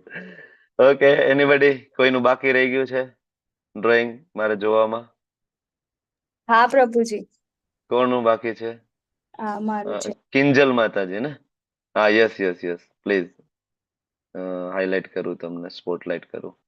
ક્યાં જતા રહ્યા તમે? તમે બંધ કર્યો કે નહીં કેમેરો? હા, અમરીશનાથ કૃષ્ણ પ્રભુ પાસે જતા આવીએ ત્યાં સુધીમાં. ચલો, કિંજલ માતાજી. પ્રભુજી, ડ્રોઈંગ તો નથી, ખાલી સ્કેચ બતાવ્યું છે. ઓફિસ વર્કમાં જે છે ને એમાં બધા સ્ટાફને ટીચિંગ કર્યા છે. ઓકે, ભગવદ ગીતાનું એ ટાઈપનું. યસ પ્રભુ. હરે કૃષ્ણ. થેન્ક યુ પ્રભુ. હરે કૃષ્ણ પ્રભુજી. હરે કૃષ્ણ. કિંજલ માતાજી, એક જ મિનિટ. યસ, તમને સ્પોટલાઇટ કરું છું. હરી બોલ. જગન્નાથજી બનાવ્યા છે. વાવ, ખૂબ સરસ. એમને ભોગ ધરાવ્યો છે. ભોગ લગાવ્યો છે જગન્નાથ. હરી બોલ. એની ફેવરિટ આઈટમ. અંદર તુલસી પત્ર છે પ્રભુજી. યસ, વાહ વાહ, ખૂબ સરસ. Yes, thank you. Then Haripriya Mataji, તમે કેમ કઈ બોલતા નથી આખા ક્લાસ દરમિયાન? બોલો. હા, બોલો હવે. હરે કૃષ્ણ પ્રભુજી, હરે દંડવત પ્રણામ. કૃષ્ણ, દંડવત પ્રણામ માતાજી, બોલો. અમરીશ પ્રભુએ બહુ સારું બનાવ્યું. હું એવું જ કંઈક ટ્રાય કરી રહી હતી, પણ બની ના શક્યું. અને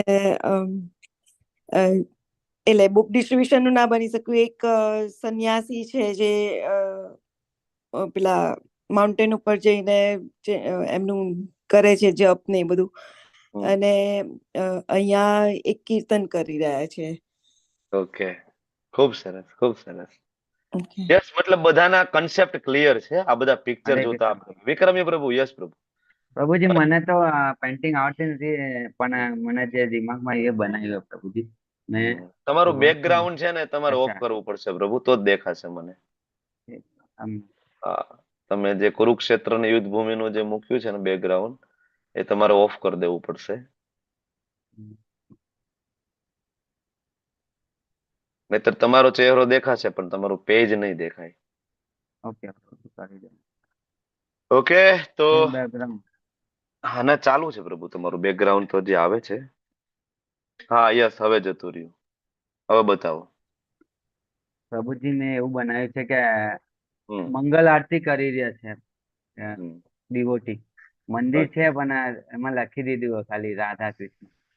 ઓકે ઓકે ઓકે, પણ આ બૂટ નથી પહેરાવ્યા ને, જૂતા પહેરાવે એવું નથી? યસ યસ પ્રભુ, યસ, થેન્ક યુ. ખૂબ સરસ, ખૂબ આનંદ થયો તમારા બધાના ડ્રોઈંગ જોઈને.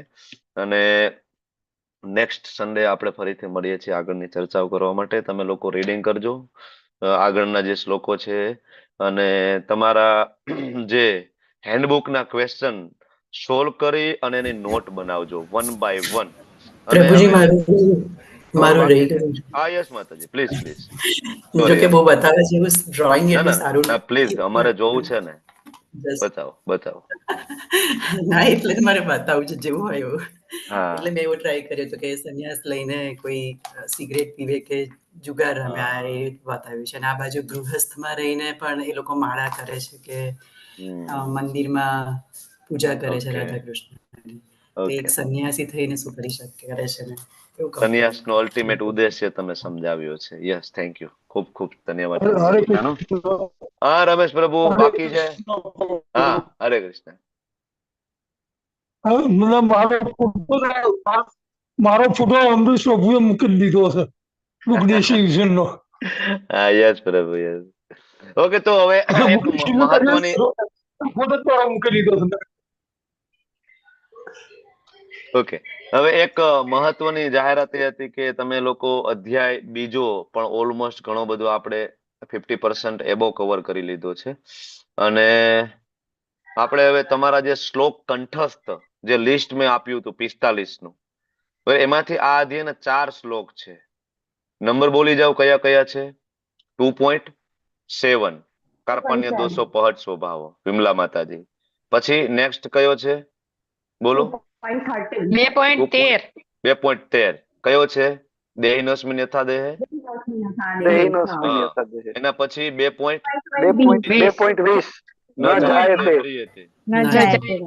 અને 2.44 ભોગ ઐશ્વર્ય પ્રસક્તાના. આ 4 શ્લોક આપણે આજે લઈ લીધા છે. તો હવે તમારી એક્ઝામ આવશે. એ શ્લોક તમારે આંખ બંધ કરીને બોલવાનો, એનો અનુવાદ બોલવાનો અને એની પ્રીચિંગ એપ્લિકેશન આપવાની. અને એ આપણે આ નેક્સ્ટ વીકમાં ફ્રાઈડે ઇવનિંગમાં હેલ્ડ કરીશું. તમને 5 દિવસનો સમય મળે છે, સોમ, મંગળ, બુધ, ગુરુ, શુક્ર. શુક્રવારે પ્રોબેબલી જો કઈ ચેન્જીસ ના થાય તો, મારી કોઈ બીજી સેવાઓ કે કઈ ના આવે તો શુક્રવારે સાંજના સમયે તમારી એક્ઝામ રાખીશું.